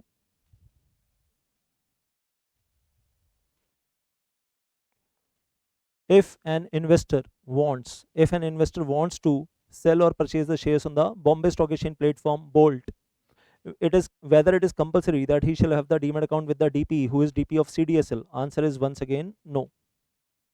ऐसा कोई ज़रूरी नहीं है। हो सकता है कि आपका ट्रेडिंग कम डीमेट अकाउंट किसी ऐसे व्यक्ति के पास है जो ब्रोकर भी है प्लस DP ऑफ NSDL है, DP ऑफ NSDL है, DP ऑफ CDSL नहीं है, but you can still trade on both NEAT as well as BOLT, NSE BSE both. तो आंसर इज सेम, ऊपर नीचे आंसर सेम है, नो डिफरेंस। बात समझ में आ गई आपको? अब इसी को अगर एक तीसरे तरीके से पूछ लूं, question number 3 over here, a person having the demat account with a DP which is the DP of NSDL can sell or can purchase the shares on NSE only, on BSE only, or NSE BSE both, or none of above. तो answer is NSE BSE both. मैं खुद ही answer इसलिए ले रहा हूँ क्योंकि मुझे पता है आपको भी पता है I know that you also know this. तो बाकी वो चैट में आप आंसर लिख रहे हो, बड़े समझदार हो आप, बड़ी अच्छी बात है, it is good that you are writing in the chat. I just move on further. तो फाइनली आपको ये समझ में आ गया what is a demat account to store the shares, what is a trading account for the trading purpose, और demat cum trading account जिसमें आप डबल काम कर लेते हैं, स्टोरेज का काम भी कर लेते हैं और आप ट्रेडिंग का काम भी कर लेते हैं, दोनों काम कर लेते हैं। And now finally well moving on further, तो अब आपको अगर डीमैट अकाउंट ओपन करना है या demat cum trading account open करना है, प्रैक्टिकली अब देखो कैसे ओपन होने वाला है। Two preconditions before trading, सबसे पहले आपके पास बैंक अकाउंट होना चाहिए, आप लोगों ने बताया आपके पास है। पैन नंबर होना चाहिए, ऑलमोस्ट 100% सबके पास ऑलरेडी है, दैट इज देयर। सो ये गर्व की बात है कि आपको आंसर आते हैं, लेकिन उसका बेस तो मैंने बनाया था। So be proud of yourself, good. Then bank account होना चाहिए, पैन कार्ड होना चाहिए, पैन नंबर होना चाहिए। Step number 1, demat account open करने से पहले बैंक अकाउंट होना चाहिए। नंबर 2, पैन नंबर होना चाहिए। नंबर 3, डीमैट अकाउंट ओपन करने से पहले आपके पास आधार कार्ड भी होना चाहिए। आधार कार्ड को लिंक करवाना पड़ेगा डीमैट अकाउंट से, तो आधार कार्ड भी होना चाहिए। Then you open a demat trading account, तो यहाँ पैन कार्ड प्लस साथ में लिख देता हूँ मैं आधार, ये भी होना चाहिए। देन तो आधार लिंकिंग करनी पड़ेगी, अब लिख ही दिया यहाँ पर। उसके बाद आप वो डीमैट अकाउंट या डीमैट कम ट्रेडिंग अकाउंट जो भी ओपन करने जा रहे हैं, और फिर आप चाहे एंजल ब्रोकिंग पे जाओ या आप HDFC सिक्योरिटीज़ पे जाओ, जीरोधा, अपस्टॉक्स, मोतीलाल ओसवाल, जहाँ पर भी जाओ, कोटेक सिक्योरिटीज़, वेबसाइट पे जाओ, अपना फ़ोन नंबर, ईमेल आईडी डालकर छोड़ दो, वो अपने आप कांटेक्ट करेंगे। 15-20 मिनट का जो भी प्रोसेस पूरा करवाएंगे आपसे, घर बैठे बैठे आप अपने घर बैठोगे, वो जो DP का स्टाफ है वो अपने ऑफिस में बैठेगा, फ़ोन कॉल आ जाएगी, आपके लैपटॉप का एनी डेस्क करके ले लेंगे वो, any desk you know that, आपका अपना लैपटॉप का स्क्रीन उनसे शेयर कर दोगे और वो बात भी करते रहेंगे और प्रोसेस भी आपकी स्क्रीन के ऊपर करते रहेंगे। फिर जब आपका डीमैट अकाउंट प्रोसेस कंप्लीट हो जाएगा, जब डीमैट अकाउंट प्रोसेस कंप्लीट हो जाएगा तो आपको एक ईमेल आएगी और डीमैट अकाउंट नंबर आपका एलोकेट हो गया, ये आपके पास आ जाएगा कि ये आपका डीमैट अकाउंट नंबर है। ईमेल पे कंफर्मेशन आ जाएगी जो आपका रजिस्टर्ड ईमेल आईडी है। उस ईमेल में आपको एक लिंक आएगा, उस लिंक में आपके पास 3 क्वेश्चंस होंगे और एक वीडियो लिंक होगा, मतलब जिस पे आप क्लिक करोगे तो आपके लैपटॉप का ऊपर वो जो छोटा सा वेबकैम बना होता है वो ओपन हो जाएगा, और वेबकैम ओपन हो जाएगा और लैपटॉप पे एक विंडो बन जाएगी जिसमें आप अपनी फोटोग्राफ देख रहे हो, अपनी वीडियो देख रहे हो कहना चाहिए। और फिर वहाँ उसके साथ ना 3 क्वेश्चंस लिखे होंगे, देयर विल बी 3 क्वेश्चंस। जो मेरे साथ हुआ था वही मैं आपके साथ बता रहा हूँ, एंजल वन के टाइम पे, जो मुझे मतलब अपना लास्ट एक्सपीरियंस याद है उसके बेस पे बना रहा हूँ।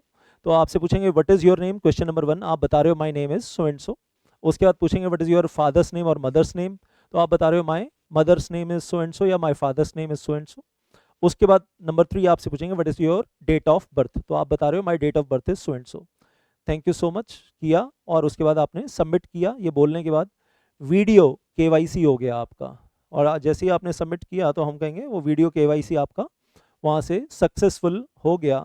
और सक्सेसफुल हो गया प्लस वहाँ से फिर आपके पास एक मेल और आएगी कि आपका अकाउंट ओपन हो गया, आपका वीडियो केवाईसी सक्सेसफुल हो गया।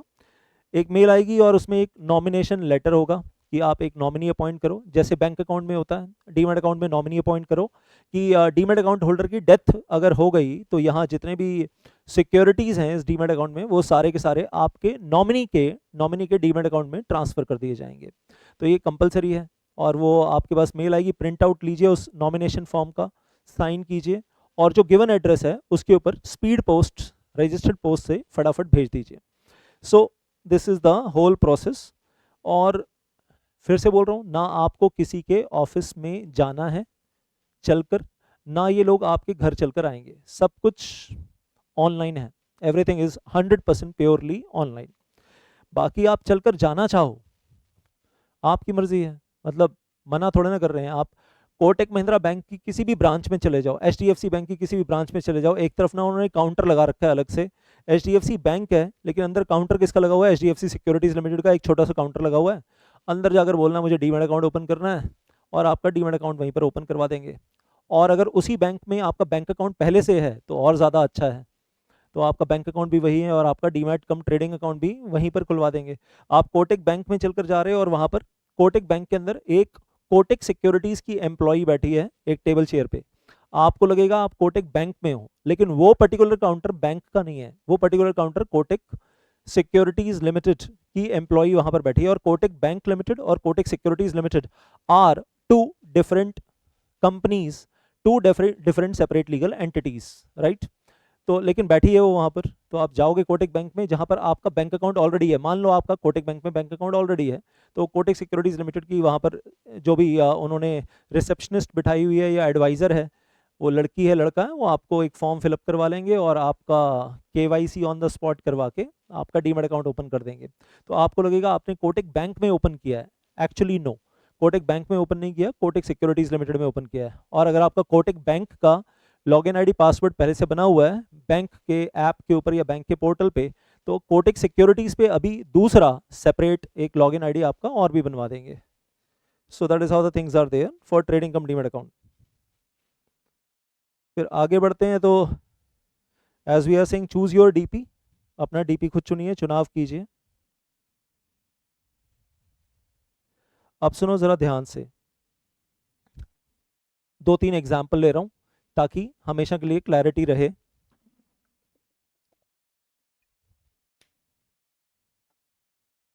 आप ना ऐसे ही समझो कि मैं आपको चैप्टर 1 डिपॉजिटरी जो हमारी बुक में है वही पढ़ा रहा हूँ, ऐसे ही समझो आप कि मैं उस चैप्टर की तरफ चला गया। इंट्रोडक्शन चल रहा है, हालांकि मैंने चैप्टर को फॉर्मली ओपन नहीं किया, लेकिन पढ़ा तो मैं कहीं ना कहीं उस चैप्टर के लिए रेलिवेंट पढ़ा रहा हूँ आपको। और अभी एक ओवरऑल पिक्चर देख रहे हैं, प्राइमरी मार्केट, सेकेंडरी मार्केट, तो we are talking about this. Mister seller है, उसको हमने नाम दे दिया मिस्टर बियर, पीने वाली बियर नहीं है, भालू है। हाँ, स्टॉक मार्केट में जो सेलर है उसको बियर बोलते हैं, बायर को बुल बोलते हैं। तो मिस्टर बियर है, भालू है। और क्यों बोलते हैं बताऊंगा आज इस सेशन में, नहीं तो नेक्स्ट सेशन में बताऊंगा, just wait for that, just wait. तो मिस्टर बियर, मिस्टर सेलर, और इसके पास 3 अकाउंट हैं।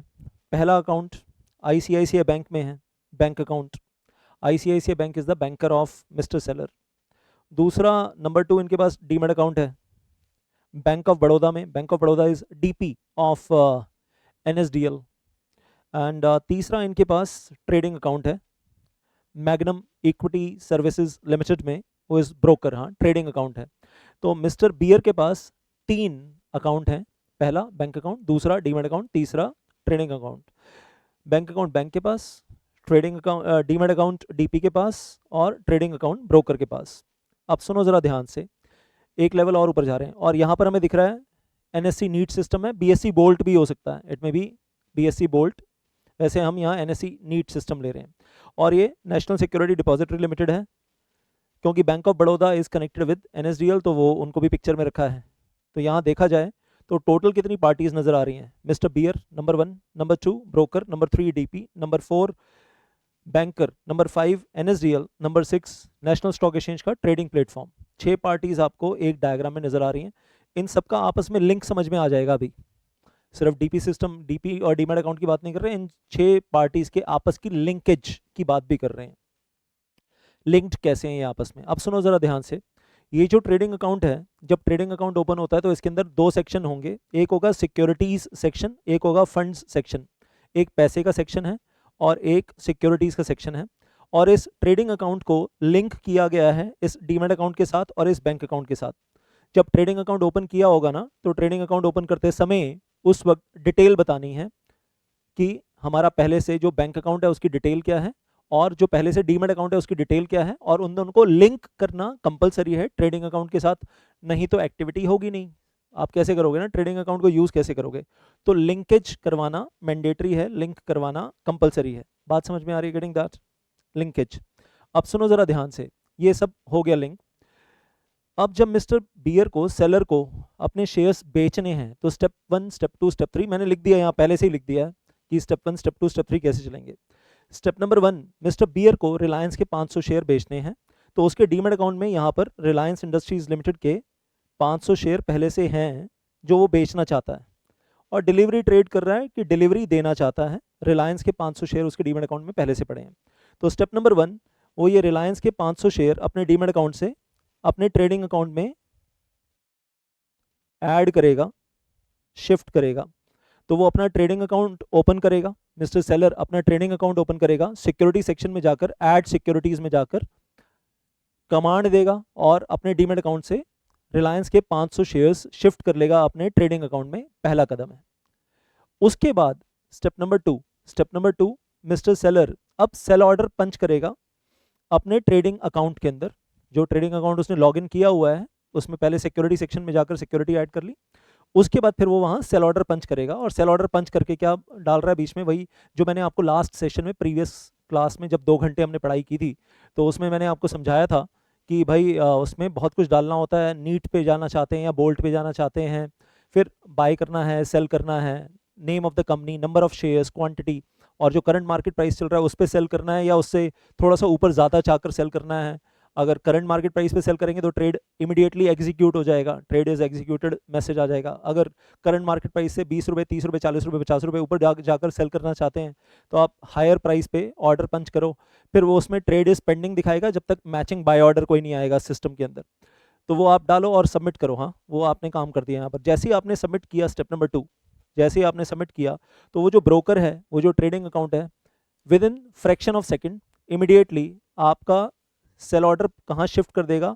नीट पे या बोल्ट पे, एज द केस में भी, मे बी एनएससी नीट और मे बी और बीएससी बोल्ट, जो भी आपने चुना होगा ऑर्डर डालते समय, तो ये सेल ऑर्डर वहां चला जाएगा एनएससी के नीट सिस्टम पे या बीएससी के बोल्ट सिस्टम पे।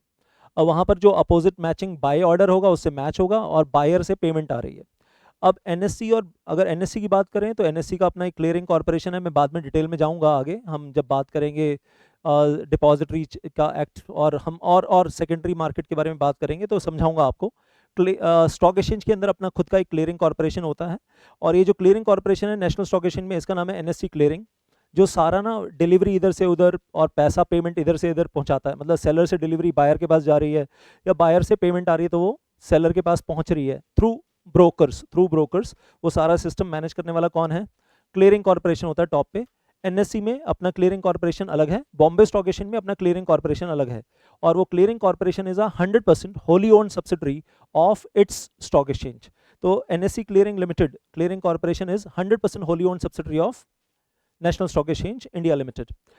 तो यहाँ पर मिस्टर सेलर के शेयर्स थ्रू क्लियरिंग कॉर्पोरेशन चले गए और कहना चाहिए बायर के पास पहुंच गए थ्रू द ब्रोकर्स। और जो बायर है वहां से जो पेमेंट आ रही है थ्रू ब्रोकर क्लियरिंग कॉर्पोरेशन के पास आ रही है। क्लियरिंग कॉर्पोरेशन से it is coming to the broker of seller and then to the seller. Getting this? तो कैश पेमेंट आ रही है, cash payment is coming in the step number 4। तो अगर मैं बोलूं, अब ध्यान से सिर्फ सुन लो, बाकी तो मैं आगे वाले चैप्टर में समझाऊंगा। मूवमेंट कैसे रही? जो सेलर है उसने अपने शेयर्स एक तरीके से अपने ब्रोकर के पास ट्रेडिंग अकाउंट में डाले, वहां से क्लियरिंग कॉर्पोरेशन के पास चले गए, क्लियरिंग कॉर्पोरेशन से वो कहाँ चले जाएंगे, they will go to the broker of buyer, और फिर वो जो ब्रोकर ऑफ बायर है he will put that in the trading cum demat account of the buyer. Finally 5 parties involve हो गई, first party seller, second party seller का broker, third party stock exchange का clearing corporation और stock exchange का trading platform, fourth party the broker of buyer and fifth party the ultimate buyer. ये सब movement जो है सेलर के demat account से बायर के डीमैट अकाउंट तक जाने में ये 5 पार्टीज इन्वॉल्व हैं। बाकी डायग्रामेटिकली मैं आपको आने वाले चैप्टर्स में करवाऊंगा, डिपॉजिटरी के चैप्टर में करवाऊंगा जब चैप्टर 1 करेंगे, उस इसका भी पूरा डायग्राम अपने पास बना हुआ है। दूसरी चीज़ आई से पेमेंट आ रही है, तो पेमेंट जो आ रही है वो कहाँ से आ रही है, वो जो बायर है जो इस स्क्रीन पे नज़र नहीं आ रहा, बायर ने पेमेंट दी थी अपने ब्रोकर को और वो अपने उसने ट्रेडिंग कम डीमैट अकाउंट में फंड सेक्शन में ऐड की थी, वहाँ से वो पेमेंट चलकर ब्रोकर ऑफ बायर से पेमेंट चलकर आ गई नेशनल स्टॉक एक्सचेंज के क्लियरिंग कॉर्पोरेशन के पास, वहाँ से पेमेंट आ गई ब्रोकर ऑफ सेलर के पास, और फाइनली वो पेमेंट आ गई सेलर के ट्रेडिंग अकाउंट के अंदर फंड सेक्शन में आ गई। तो पेमेंट भी 5 पार्टीज इन्वॉल्व हैं। कहाँ से शुरू हुई थी, एक बार रिपीट कर लेते हैं, पेमेंट कहाँ से शुरू हुई थी। फर्स्ट पार्टी कौन थी, बायर जिसने पेमेंट दी, second party the broker of buyer जिसके पास पैसा आया, third party clearing corporation of stock exchange जिनके पास पैसा पहुंचा, फिर fourth party the broker of seller जिस clearing corporation of stock exchange ने पैसा हैंड ओवर किया to the broker of seller, और फिर वो पैसा कहाँ आया, in the trading account in the fund section of the seller.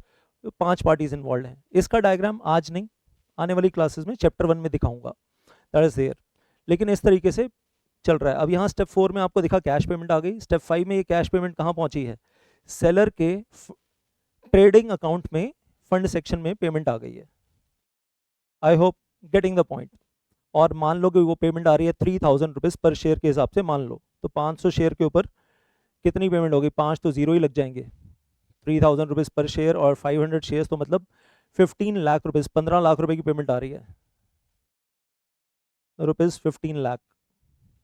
तो मैं ये यहाँ पर मान लेता हूँ यहाँ पर कि रिलायंस का शेयर बेचा है एट द रेट ऑफ ₹3000 पर share, Reliance 500 shares at the rate ₹3000 पर शेयर। प्रिज्यूम है नहीं अभी उतना, आगे तो होना ही है, बढ़ना ही है। सो वेल आई से कुल मिलाकर कहानी ये है कि इस तरीके से कैश मूवमेंट यहाँ तक आ गई। अब पैसा यहाँ तो रुकेगा नहीं, अब यहाँ से पैसा कहाँ आएगा, फंड सेक्शन से पैसा आएगा बैंक अकाउंट में। कहाँ पर आने वाला पैसा, बैंक अकाउंट में आने वाला है। ये क्लियर है ना, ये भी तो आना ही है ना।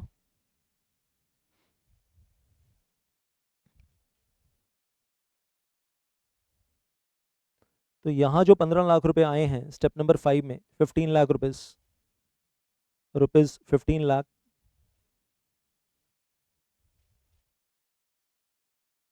ये पैसा यहाँ से शिफ्ट होकर आएगा बैंक अकाउंट में, और वो जो मिस्टर सेलर है एक कमांड देगा छोटी सी, पैसा शिफ्ट हो जाएगा वही फंड सेक्शन में जाकर बैंक अकाउंट में आ जाएगा।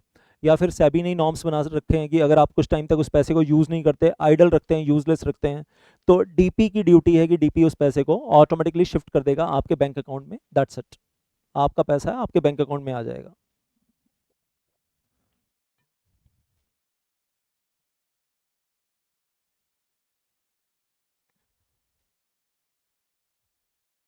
वो जो भी आपका बैंक है, आईसीआईसीआई बैंक और whatever.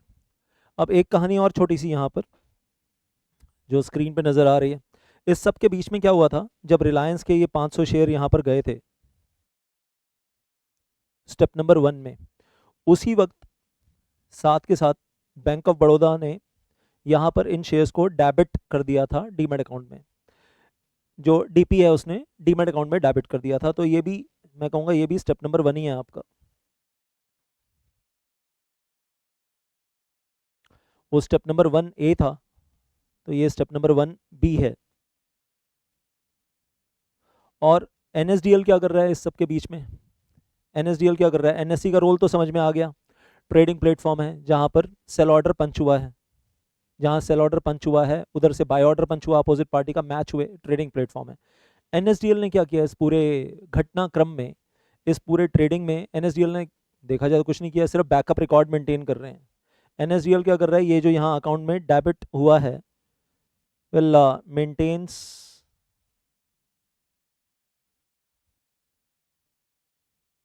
The backup record of this debit entry, और उधर जो बायर के डीमैट अकाउंट में क्रेडिट हुआ है उसका रिकॉर्ड भी एनएसडीएल या सीडीएसएल एज द केस में भी मेंटेन वहाँ पर कर रहा होगा, जो भी बायर का डीमैट अकाउंट है जिसके साथ भी जुड़ा हुआ है, एनएसडीएल या सीडीएसएल के साथ जिसके साथ भी जुड़ा हुआ है। तो कुल मिलाकर कहानी आपको समझ में आई यहाँ पर, कुछ कुछ दैट इज़ देयर, और कुछ नहीं काफ़ी कुछ समझ में आ गई है।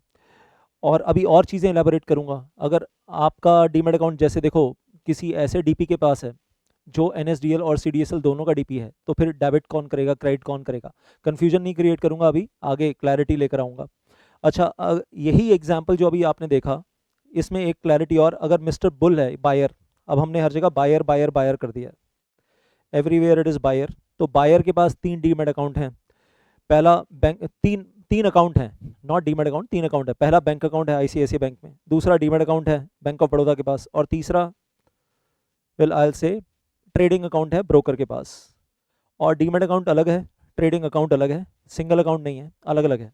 और मिस्टर बुल है अब यहाँ पर, बुल का मतलब बायर, स्टॉक मार्केट में बुल का मतलब बायर, बायर का मतलब बुल, दैट इज देयर। कोई छोटा बुल, कोई बड़ा बुल, कोई बुलबुल, सो आई एम नॉट सेइंग कोई बुलबुल नहीं होती है, there is no Bulbul.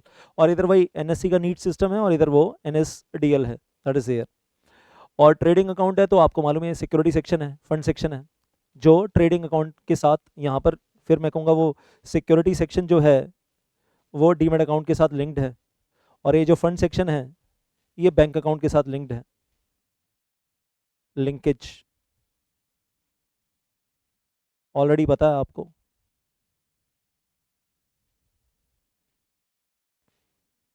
Clear है? Now then going on further, अब देखो बुल अब किस तरीके से बाय कर रहा है। तो step number one which is visible over here, अब अगर बुल को मान लो रिलायंस के, उल्टा एग्जाम्पल कर रहे हैं, रिलायंस के 500 शेयर खरीदने at the rate of 3000 rupees पर शेयर, अब वो बायर है, हाँ, तो उसके लिए 15 लाख रुपए चाहिए, 15 लाख रुपए चाहिए। तो बुल पहला काम क्या करेगा, अपने बैंक अकाउंट से 15 लाख रुपए यहाँ से ट्रांसफ़र करेगा, रुपीज़ 15 लाख यहाँ से ट्रांसफ़र करेगा अपने बैंक अकाउंट से। और बुल सबसे पहला काम क्या करेगा, स्टेप नंबर 1 ऊपर दिख रहा है, ऐड फंड्स, 15 लाख रुपए ऐड कर रहा है, क्योंकि उसको मालूम है कि जो मैं खरीदना चाहता हूँ 15 लाख रुपए की वैल्यू का के स्टॉक खरीदना चाहता हूँ। तो मान लेते हैं रुपीज़ 15 लाख उसने यहाँ पर ऐड किया, और जैसे ही उसने यहाँ पर स्टेप नंबर 1 में 15 लाख ऐड किया, तो इसको आप कहो स्टेप नंबर 1A हो गया। और स्टेप नंबर 1B क्या हो जाएगा, स्टेप नंबर 1B क्या होगा, यहाँ पर बैंक अकाउंट में आईसीआईसीआई बैंक ने 15 लाख रुपए डेबिट कर दिए, रुपीज़ 15 लाख डेबिट हो गए।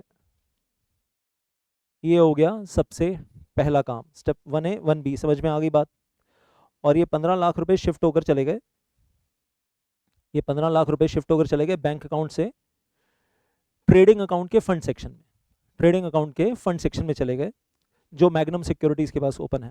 फिर स्टेप नंबर 2 में आता है बाय ऑर्डर, और मान लो कि अब यहाँ पर जो मैंने प्रिज्यूम किया है कि बाय ऑर्डर जो है वो कितने शेयर्स के लिए है, Reliance industries limited 500 shares at the rate of rupees 3000 पर share, presume presume presume presume है नहीं रिलायंस इतने का, लेकिन सिंपल कैलकुलेशन रखने के लिए, just for the sake of simplicity. तो अब ये बाय ऑर्डर दिया उसने मैग्नम सिक्योरिटीज़ को, मैग्नम इक्विटी सर्विसेज लिमिटेड को, ब्रोकर को, और ब्रोकर के पोर्टल पे लॉगिन किया, डाला, और ब्रोकर ने उठाकर ये बाय ऑर्डर कहाँ डाल दिया, हम प्रिज्यूम कर रहे हैं कि उसने अपने बाय ऑर्डर में शुरू से बता दिया था कि this buy order is for NEAT, BOLT नहीं लिखा था, क्या लिखा था, एनएससी लिखा था कि ये मेरा बाय ऑर्डर जो है ये एनएससी के लिए है। तो वो उसका जो चूजन प्लेटफॉर्म है वो उसने शुरू से बाय ऑर्डर में चूज कर लिया था, क्या चूज कर लिया था, एट एनएससी। बाय ऑर्डर पंच करते समय उसने, क्योंकि उसको चुनना होता है ना बायर को कि वो एनएससी पे बाय करना चाहता है या बीएससी पे। और एक चीज़ बोलूँगा यहाँ पर कि एनएससी और बीएससी में कई बार शेयर के रेट में थोड़ा सा, बहुत थोड़ा सा डिफरेंस होता है, 25 पैसे 50 पैसे का डिफरेंस होता है, going by the demand supply function. ये स्टॉक मार्केट में जो शेयर के रेट चल रहे हैं ये कोई बैलेंस शीट के हिसाब से तो है नहीं, बैलेंस शीट से 4 गुना, बैलेंस शीट के हिसाब से जो शेयर की वैल्यू आती है उससे 4 गुना ज़्यादा भी होते हैं कई बार। अगर बैलेंस शीट कह रही है कि रिलायंस की बैलेंस शीट बोलती है, रिलायंस की बैलेंस शीट के हिसाब से ये शेयर का value as per the balance sheet, total assets minus liabilities, net assets in the balance sheet, net assets of the company divided by total number of equity shares, तो एक share की value आ रही है 750 रुपये, market में चल रहा है 3000 रुपये का। क्यों? सिंपल रीज़न है, डिमांड ज़्यादा है और सबको लगता है प्रॉफिटेबल कंपनी है, आने वाले टाइम में और प्रॉफिट कमाएगी, डिविडेंड पे करेगी, बोनस शेयर्स आएंगे, जितने शेयर खरीदे हैं उतने बोनस शेयर्स आ गए, बैठे बैठे फ्री में और शेयर्स मिल जाएंगे। तो वो डिमांड ज़्यादा है, लोगों में कॉन्फिडेंस है, बायर्स आर विलिंग टू पे more than the balance sheet value. तो स्टॉक मार्केट में तो सब क्या होता है, डिमांड सप्लाई के बेस पे होता है, as per the demand supply.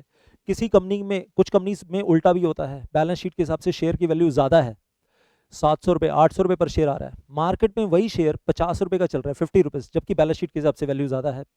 क्यों? क्योंकि कंपनी के बोर्ड ऑफ डायरेक्टर्स को अपनी कंपनी की बढ़िया इमेज स्टॉक मार्केट में बनानी नहीं आती, लोगों को ज़्यादा अंदाजा ही नहीं है। अच्छा, कंपनी प्रॉफिट भी सही कमा रही है, बढ़िया कमा रही है, लेकिन बोर्ड ऑफ डायरेक्टर्स को न्यूज़ चैनल्स पे जाकर, बिजनेस न्यूज़ चैनल्स पे जाकर अच्छी अच्छी बातें करना नहीं आती, CNBC Awaaz channel, Zee business channel, NDTV business channel, so on, वहाँ जाना चाहिए, वहाँ जाकर अपनी कंपनी की प्रॉफिटेबिलिटी के बारे में, फ्यूचर प्रोजेक्ट्स के बारे में, एक्सपोर्ट्स जो इंडिया से बाहर कर रहे हैं, डॉलर कमा रहे हैं, उस सब के बारे में जाकर अच्छी बातें करनी चाहिए। और 6 महीने बाद और कितना प्रॉफिट कमाएंगे, 1 साल बाद और कितना कमाएंगे, ये सारी बातें बोलेंगे तो ब्रोकर्स भी अच्छा अच्छा बोलेंगे आपके बारे में, और फिर मार्केट में आपके शेयर की डिमांड बढ़ेगी तो शेयर का प्राइस शूट अप होगा। तो ऐसी कंपनीज हैं प्रैक्टिकली इंडिया में, आप ढूंढना, आपको मिल जाएगा जहां पर शेयर की value as per the balance sheet ज़्यादा है, कंपनी की प्रॉफिटेबिलिटी भी बहुत ज़्यादा है, लेकिन मार्केट प्राइस कम है क्योंकि उस शेयर की डिमांड नहीं है। तो दोनों टाइप की चीज़ें होती हैं, दोनों टाइप की चीज़ें होती हैं, और मैं आगे टाइम में और इलेबोरेट करूंगा, next session, next to next session में और इलेबोरेट करूंगा। अभी यहाँ पर हम बात कर रहे थे डीपी की। तो हम स्टेप नंबर 2 पे थे, रिलायंस के 500 शेयर्स का ऑर्डर दिया और बैलेंस शीट में चाहे रिलायंस की वैल्यू 750 है, लेकिन मार्केट प्राइस 3000 पर शेयर के हिसाब से चल रहा है, तो खरीदा। स्टेप नंबर 3, ये बाय ऑर्डर चला गया नीट सिस्टम के ऊपर कि हम रिलायंस के 500 शेयर खरीदना चाहते हैं, 500 shares at the rate of 3000 पर share.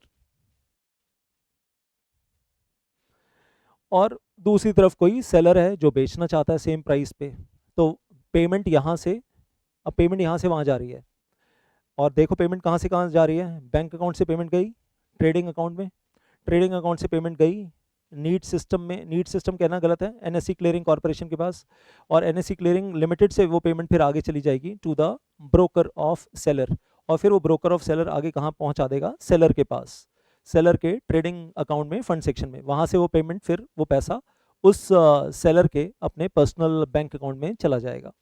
So that is how the movement will be. और अब यहाँ पर वो जो सेलर है वहाँ से रिलायंस के 500 शेयर चलकर वो वहाँ से चले आ रहे हैं, तो रिलायंस सेलर ने 500 शेयर डाले अपने ट्रेडिंग कम डीमैट अकाउंट में, वहाँ से वो शेयर्स आ गए क्लियरिंग, एनएससी क्लियरिंग लिमिटेड के पास, मतलब through broker, through the broker of seller, फिर वो शेयर्स आ गए मैग्नम इक्विटी सर्विसेज के पास to the broker of buyer, और फिर वो यहाँ से सिक्योरिटी सेक्शन में चले जाएंगे, सिक्योरिटी सेक्शन में चले जाएंगे। स्टेप नंबर 4 में securities are received in the security section of the trading account, trading account का जो सिक्योरिटी सेक्शन है उसमें चले जाएंगे, और फिर वहाँ से स्टेप नंबर 6 ट्रांसफर होकर सिक्योरिटीज कहाँ चली जाएंगी, in the demat account of DP, of the DP of buyer, जो डीमैट अकाउंट है उसमें चली जाएंगी। और फिर ये यहाँ से जब ये यहाँ पहुँचेंगी तो स्टेप नंबर 7 में डीपी, बैंक ऑफ बड़ौदा है इस केस में, will credit the demat account, इतने शेयर ऐड हो जाएंगे, रिलायंस के 500 शेयर ऐड कर देगा, add 500 shares of Reliance in the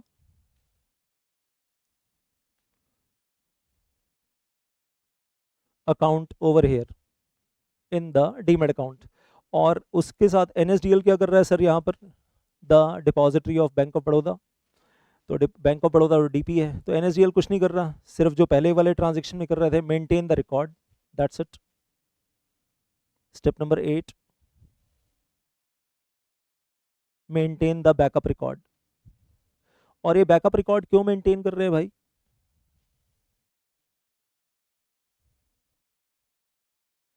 ये बैकअप रिकॉर्ड क्यों मेंटेन कर रहे हैं? हाँ जी, कारण पर्पस क्यों मेंटेन कर रहे हैं? अगर डीपी का सिस्टम क्रैश हो गया, डीपी का, बैंक ऑफ बड़ौदा का, अगर डीपी सिस्टम क्रैश हो गया, अगर हैक हो गया, किसी ने, हैकर ने हैक कर लिया, या इंटरनल एम्प्लॉय ने गड़बड़ कर दी, उसके अंदर कुछ प्रॉब्लम कर दिया, और सारे अकाउंट्स एम्प्टी हो गए, डीमैट अकाउंट्स, जिनके डीमैट अकाउंट है वो तो उड़ जाएंगे, उनके तोते उड़ जाएंगे, हमारे शेयर्स कहाँ गए? मंथली ईमेल आती है, हर महीने ईमेल आती है कि आपके डीमैट अकाउंट में इतने सिक्योरिटीज़ हैं, पूरी एक लिस्ट बनी होती है, टेबल बनी होती है, सो and so company number of shares, so and so company number of shares, so and so company number of shares, वो होता है, दैट इज़ देयर। लेकिन किंतु परंतु कितनी मारामारी हो जाएगी अगर मेंटेनेंस, अगर ये बैकअप रिकॉर्ड मेंटेन हो रहा है एनएसडीएल में, तो वहाँ से डेटा रिट्राइव करना सारे डीमैट अकाउंट्स का, और डीमैट अकाउंट्स को वापस क्रेडिट करना विल बी वेरी इजी, क्योंकि पूरा एक सॉलिड पीछे रिकॉर्ड मेंटेन हो रहा है। लेकिन सर एक चीज़ बताओ, एनएसडीएल का भी अगर हैकिंग हो गया, किसी ने क्रैश कर दिया पूरा सिस्टम एनएसडीएल का, और साथ में डीपी का भी सर कर दिया, तो ये तो बहुत खतरनाक है। नहीं होगा यार, बहुत एनक्रिप्टेड, बहुत बढ़िया लेवल की, हाई लेवल एनक्रिप्शंस हैं, बहुत मिलियंस ऑफ कैरेक्टर्स के पासवर्ड यूज़ होते हैं यहाँ पर, मिलियंस ऑफ कैरेक्टर्स के पासवर्ड होते हैं। आसान काम नहीं है वो इतनी हाई लेवल की एनक्रिप्शन को तोड़ना। और फिर उनका अपना सिक्योरिटी डिपार्टमेंट पूरा दिन बैठकर यही तो मेंटेन कर रहा है। का अंदर क्या है, एक सिक्योरिटी डिपार्टमेंट है पूरा, 400-500 लोग हैं, शायद उससे भी ज़्यादा है, जिनका काम ही क्या है, सिक्योरिटी मेंटेन करना, यही तो उनका काम है। और इस पे तो सब टिका है, अगर ये उड़ गया तो सब उड़ जाएगा भाई, ख़त्म हो जाएगा। फिर तो स्टॉक मार्केट में जो आप वैल्यू देख रहे हो ना, $4 ट्रिलियन एंड ऑल दैट, तोते उड़ जाएंगे सबके। खैर वो होने नहीं वाला है, that is not going to happen. अब सुनो जरा ध्यान से, आसान सिंपल एग्जाम्पल, और फिर एक होमवर्क भी है, एक होमवर्क भी दूंगा। हाँ, एक सेलर है जिसके पास एंजल वन में, एंजल वन जानबूझ के ले रहा हूँ क्योंकि एंजल वन सीडीएसएल का ही डीपी है, एनएसडीएल का वेल डीपी नहीं है, इसलिए एंजल वन का एग्जांपल ले रहा हूँ। तो सेलर के पास एंजल वन में, एंजल वन ही ब्रोकर है, एंजल वन ही डीपी है, और एक सिंगल अकाउंट है यहाँ पर इसके पास। तो seller is having demat cum trading account with angel one. अब ये डीमैट अकाउंट अलग नहीं है, और वेल ट्रेडिंग अकाउंट अलग नहीं है, it is demat cum trading account, और trading cum demat account with the Angel One. और एक बैंक अकाउंट है एचडीएफसी बैंक में, the bank account is with the HDFC bank. अब ये जो सेलर है, इसकी लाइफ थोड़ी सी आसान है, हाँ इसकी लाइफ थोड़ी सी आसान है। इसको वो जो सिक्योरिटी ट्रांसफर करना पड़ रहा था demat account to trading account, trading account to demat account, वो नहीं करना पड़ेगा अब इसको। लेकिन जब इसने ये डीमैट कम ट्रेडिंग अकाउंट खोला, तो इसमें एक फंड सेक्शन तो रहेगा, और ये फंड सेक्शन लिंक करवाना पड़ेगा किससे, बैंक अकाउंट से, linked with the bank account. ये जो ट्रेडिंग कम डीमैट अकाउंट है, इसका जो फंड सेक्शन है, it is linked with this bank account. ये सारी बातें जो आप सीख रहे हो ना, पापा को ज़रूर सिखा देना, मम्मी को ज़रूर सिखा देना, नहीं तो ये वीडियो दिखा देना, जिसको भी सिखाना है ना उसको ये वीडियो दिखा देना, तो अच्छे से समझ में आ जाएगा। देन आई से और ज्ञान की चीज़ें हैं, आगे बांटनी चाहिए, अपने दोस्तों में ज़रूर शेयर कर देना, अपने फ्रेंड्स में, जो यूट्यूब पे देख रहे हैं, जो ऐप में हैं वो ऐप में हैं, वो तो कोर्स में है, लेकिन जो यूट्यूब पे देख रहे हैं अपने सारे फ्रेंड्स को ज़रूर शेयर कर देना, क्योंकि बहुत सारे बच्चे कन्फ्यूजन में परेशान ही रहते हैं कि हो क्या रहा है ये, और ये क्लैरिटी नहीं आती है, पूरा कोर्स खत्म हो जाता है कई बच्चों का, ये क्लैरिटी नहीं आती है। देन तो स्टेप नंबर 1, अभी ये सेलर की ज़िंदगी आसान कैसे है, इसको अगर शेयर बेचने हैं तो इसको अपने डीमैट अकाउंट से ट्रेडिंग अकाउंट में ट्रांसफर करने की जरूरत नहीं है, क्योंकि डीमैट अकाउंट ही ट्रेडिंग अकाउंट है, ट्रेडिंग अकाउंट डीमैट अकाउंट है, और वो एक सिंगल अकाउंट ट्रेडिंग का काम भी कर रहा है और स्टोरेज का काम भी कर रहा है। तो इसको तो डायरेक्टली क्या करना है, स्टेप नंबर 1 में डायरेक्टली सेल ऑर्डर, रिलायंस के 500 शेयर बेच रहे हैं, वही एग्जाम्पल लेकर चल रहे हैं हम। तो Reliance industries limited 500 shares sell कर रहे हैं एट द रेट ऑफ 3000 पर शेयर, और साथ में ये बोला कि ये जो 3000 रुपीज़ पर शेयर के हिसाब से सेल कर रहे हैं, ये हम एनएससी पे सेल कर रहे हैं। तो सेल ऑर्डर में लिख दिया, sell order is for at NSC.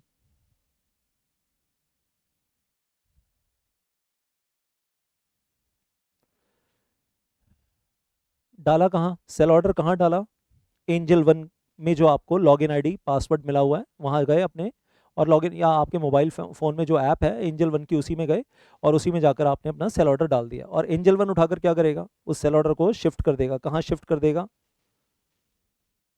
NSC के नीट सिस्टम पे सेल ऑर्डर शिफ्ट हो जाएगा कि रिलायंस के 500 शेयर बेच रहे हैं एट द रेट ऑफ ₹3000 पर शेयर। फिर आगे कहाँ जाएगा वो आपको मालूम है कि वो एनएससी का क्लियरिंग कॉर्पोरेशन उठा के शेयर्स आगे पास ऑन करेगा to the broker of buyer, then they will go to the demat cum trading account of broker of buyer. या हो सकता है बायर के पास ट्रेडिंग अकाउंट अलग हो, डीमैट अकाउंट अलग हो, और वो अगर अलग है तो ट्रेडिंग अकाउंट में जाएगा, उसके बायर का जो ट्रेडिंग अकाउंट है उसका जो सिक्योरिटी सेक्शन है उसमें जाएगा फाइनली, और फिर वहाँ से उसके डीमैट अकाउंट में जाएगा, वो तो अलग बातें हैं यहाँ पर। और बायर से जो पेमेंट चलकर आ रही है उसके बैंक अकाउंट से उसके ट्रेडिंग अकाउंट में आएगी फंड सेक्शन में, फिर वहाँ से उसके ब्रोकर के पास आएगी, फिर वो broker of buyer will give the payment to the clearing limited over here, NSC clearing limited, और एनएससी क्लियरिंग लिमिटेड से पेमेंट आ गई यहाँ पर ₹15 lakhs। स्टेप नंबर 3, हम अपने एंगल से बात कर रहे हैं, वो उधर क्या चल रहा है, हम बायर वाली साइड पे क्या चल रहा है उसकी परवाह नहीं कर रहे, हमारी सेलर वाली साइड पे क्या चल रहा है वो देख रहे हैं। तो पेमेंट आ गई 15 लाख रुपए यहाँ पर, और जब 15 लाख रुपए आ गए तो स्टेप नंबर 4, वो 15 लाख रुपए यहाँ फंड सेक्शन में आ जाएंगे। ₹15 lakh will come to the fund section over here. और फंड सेक्शन से फिर फाइनली ये 15 लाख रुपए यहाँ से ट्रांसफर होकर स्टेप नंबर 5 बैंक अकाउंट में आ जाएंगे। और इसके लिए या तो वो जो मिस्टर सेलर है वो खुद अपने फंड सेक्शन में जाकर कमांड देगा वहाँ से एक छोटी सी, और पैसा आ जाएगा बैंक अकाउंट में, या फिर कमांड नहीं देंगे तो अगर फंड्स आइडल रहेंगे तो एज पर सेबी डायरेक्टिव्स वो जो ट्रेडिंग कम डीमैट अकाउंट है वहाँ पर एंजल वन खुद उस पैसे को ट्रांसफर कर देगा बैंक अकाउंट में after certain time limit. So well I से, और वो सेबी ने कुछ डायरेक्टिव्स सेट कर रखे हैं कि कितने टाइम तक आइडल रहेगा, और वो time to time directive change होते रहते हैं। सो वेल आई से, अब आपके लिए होमवर्क है कि अगर एग्जाम्पल लेना है for the buyer having the single trading cum demat account तो फिर कैसे चलेगा। मैंने सेलर का एग्जाम्पल दिया आपको, ये आपके लिए होमवर्क है कि खुद एक डायग्राम बना लो अगर आपको इच्छा हो रही है तो, नहीं तो मैं यहाँ पर अगर बोलने के लिए बोल देता हूँ भाई बायर है, सेलर नहीं है बायर है, तो क्या होगा। हाँ जी, उस केस में ट्रेडिंग कम डीमैट अकाउंट में शेयर्स ऑलरेडी पड़े हुए हैं, ये तो हमने सेलर का एग्जाम्पल लिया। अगर बायर है और ट्रेडिंग कम डीमैट अकाउंट में शेयर्स ऑलरेडी पड़े हुए हैं तो उसको कोई वो शिफ्ट तो करने नहीं है, he doesn't have to shift from demat account to trading account share, sorry buyer है तो सॉरी बायर है तो उसको क्या करना पड़ेगा, बैंक अकाउंट से पहले फंड सेक्शन में पैसा लाना पड़ेगा। आई एम सॉरी, बायर है तो बैंक अकाउंट से पहले फंड सेक्शन में पैसा लाना पड़ेगा, और फंड सेक्शन में जब पैसा आ जाएगा, डिलीवरी ट्रांजेक्शन आप कर रहे हो तो डिलीवरी ट्रांजेक्शन करनी है तो फंड सेक्शन में पैसा लाना पड़ेगा, और फिर फंड सेक्शन में पैसा लाने के बाद फिर यहाँ पर आप बाय ऑर्डर पंच करेंगे, उसके बाद आप यहाँ पर बाय ऑर्डर पंच करेंगे, और फिर बाय ऑर्डर पंच करने के बाद फिर वो पैसा जो है वो बाय ऑर्डर जो है वो नीट में जाएगा, और नीट से फिर वहाँ से शेयर्स की डिलीवरी आएगी, और डिलीवरी आएगी तो आपके डीमैट कम ट्रेडिंग अकाउंट में एक बार आ गई और वहीं पर वो शेयर स्टॉक हो जाएंगे, दैट्स इट। तो कहानी बड़ी सीधी है, nothing much complicated about that also, समझ में आ गई है आपको। जस्ट अ सेक।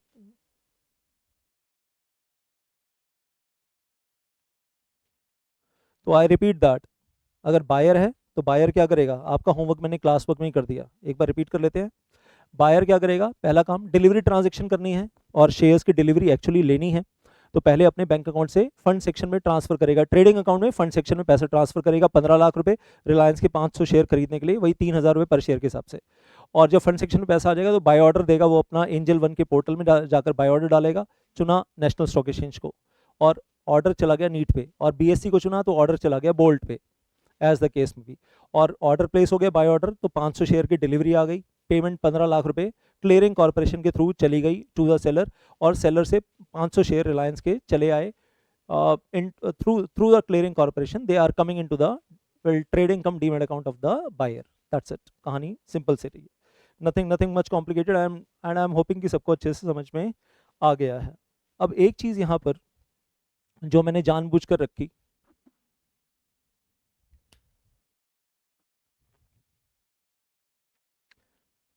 कि ये जो ब्रोकर है और डीपी है, मैंने जानबूझकर डीपी लिया सीडीएसएल का, और ट्रेड कर रहा हूँ मैं नीट पे, सिर्फ ये दिखाने के लिए कि डीपी चाहे वो सीडीएसएल का है। रियल लाइफ एग्जांपल है, angel One is DP of CDSL, लेकिन ट्रेड बॉम्बे स्टॉक एक्सचेंज पे कर रहे हैं ऐसा ज़रूरी नहीं है, नॉट रिक्वायर्ड, नॉट कंपलसरी। अगर मैं इसी डायग्राम के अंदर चेंज करना चाहूँ तो चेंज भी कर सकता हूँ, मतलब I can have a diagram 2 of this.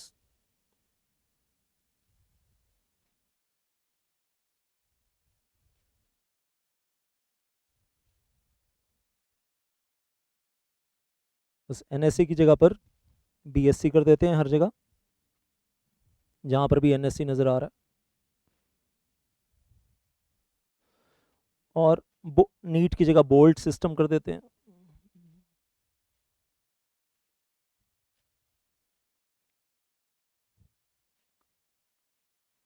So simple. हाँ, तो यहाँ पर ऑर्डर अगर एट बीएससी डाला है तो यहाँ पर बीएससी का बोल्ट सिस्टम या बोल्ट प्लेटफॉर्म हो जाएगा, और यहाँ पर Bombay stock exchange clearing limited हो जाएगा, या जो भी उनका क्लियरिंग लिमिटेड का नाम है। नेम इज़ डिफरेंट, लेकिन मैं ऐसे छोड़ रहा हूँ, अभी ज़्यादा आपको नामों में कंफ्यूज नहीं करना चाहता। Name is different over there, वो आने वाली क्लासेस में आपको दिखाई दूंगा, Bombay stock exchange clearing corporation का नाम वगैरह जो भी है। तो चाहे इधर मतलब सीडीएसएल तो सेम ही है, तो ट्रेड आप नीट पे भी कर सकते हैं और ट्रेड आप बोल्ट पे भी कर सकते हैं, ट्रेड आप बीएससी पे भी कर सकते हैं, ट्रेड आप एनएससी पे भी कर सकते हैं। यही यही दिखाना चाह रहा था आपको। और इस पूरी ट्रांजेक्शन में यहाँ पर सीडीएसएल का रोल था क्या, सीडीएसएल ने किया क्या है। तो ये जो हम कह रहे हैं कि जी सेलर के डीमैट अकाउंट से ये शेयर्स यहाँ से चले गए, स्टेप नंबर 1, और सेल ऑर्डर पंच हो गया और शेयर्स चले गए, तो हम कह रहे हैं यहाँ पर डीपी जो है या एंजल वन जो है इस अकाउंट को डेबिट करेगा।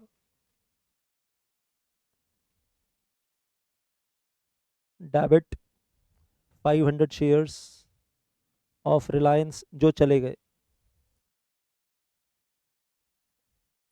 Getting that. सेल ऑर्डर पंच हुआ, ट्रांजैक्शन एग्जीक्यूट हुआ और डेबिट हो गया। तो on execution, on successful execution of the transaction, on successful execution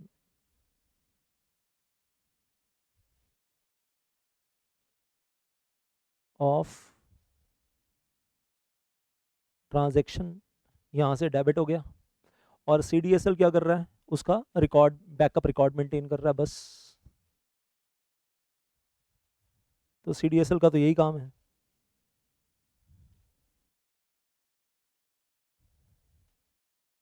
maintain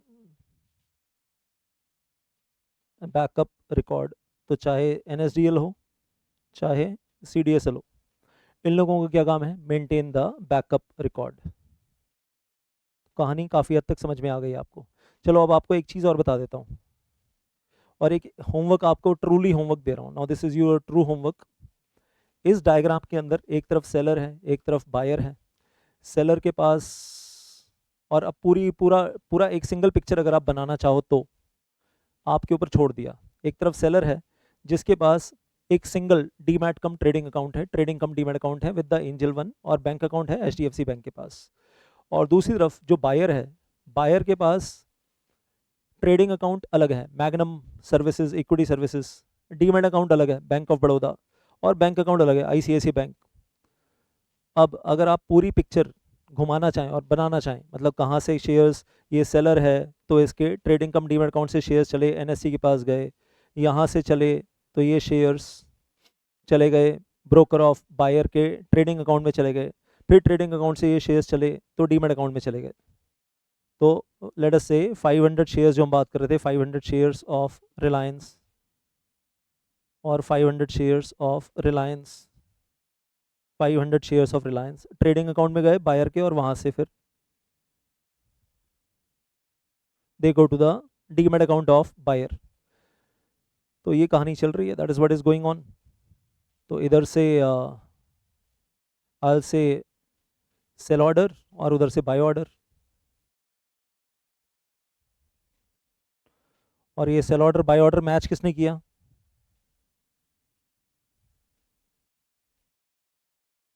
match किसने किया? मैचिंग सिस्टम क्या है? एनएससी का नीट। सो टू मैच, लाखों सेल ऑर्डर आते हैं एवरीडे, लाखों बाय ऑर्डर आते हैं एवरीडे, उनको मैच करता है वो software. Super computer, super computer लगा हुआ है, ह्यूमनली तो पॉसिबल नहीं है। एनएससी नीट सिस्टम हो या बीएससी बोर्ड, दोनों के पास सुपर कंप्यूटर है अपना अपना, जो इन ऑर्डर्स को मैच करता है और ये ट्रांजेक्शन्स करवाता है। तो ये मूवमेंट हो गई पूरी की पूरी। पता चला ये सेल ऑर्डर आया था सुबह 11 बजे, ये बाय ऑर्डर आया 11:30 पे, लेकिन मैचिंग हुई वही 11:30 पे। जो मैचिंग हुई 11:30 11:32 पे मैचिंग हुई, और फिर वो ट्रांजेक्शन एग्जीक्यूट हो गया। और अगर हम बात कर रहे हैं इसमें कैश की मूवमेंट कहाँ से कहाँ हो रही है, कैश की मूवमेंट हो रही है 15 लाख रुपए का पेमेंट हो रही है। 500 share of Reliance at the rate of 3000 पर शेयर है ना। तो कैश मूवमेंट कहाँ से हो रही है? बायर के बैंक अकाउंट से पहले गया उसके ट्रेडिंग अकाउंट में 15 लाख रुपए cash.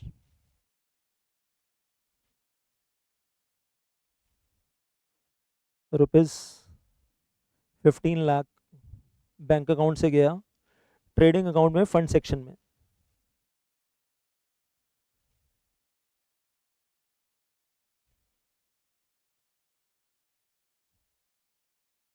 In the trading account fund section, वहां से ये कैश कहाँ गया? 15 lakh rupees goes to the clearing corporation.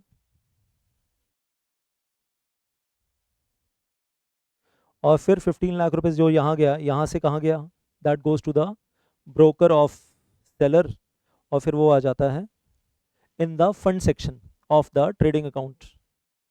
Rupees 15 lakh यहाँ आ गया,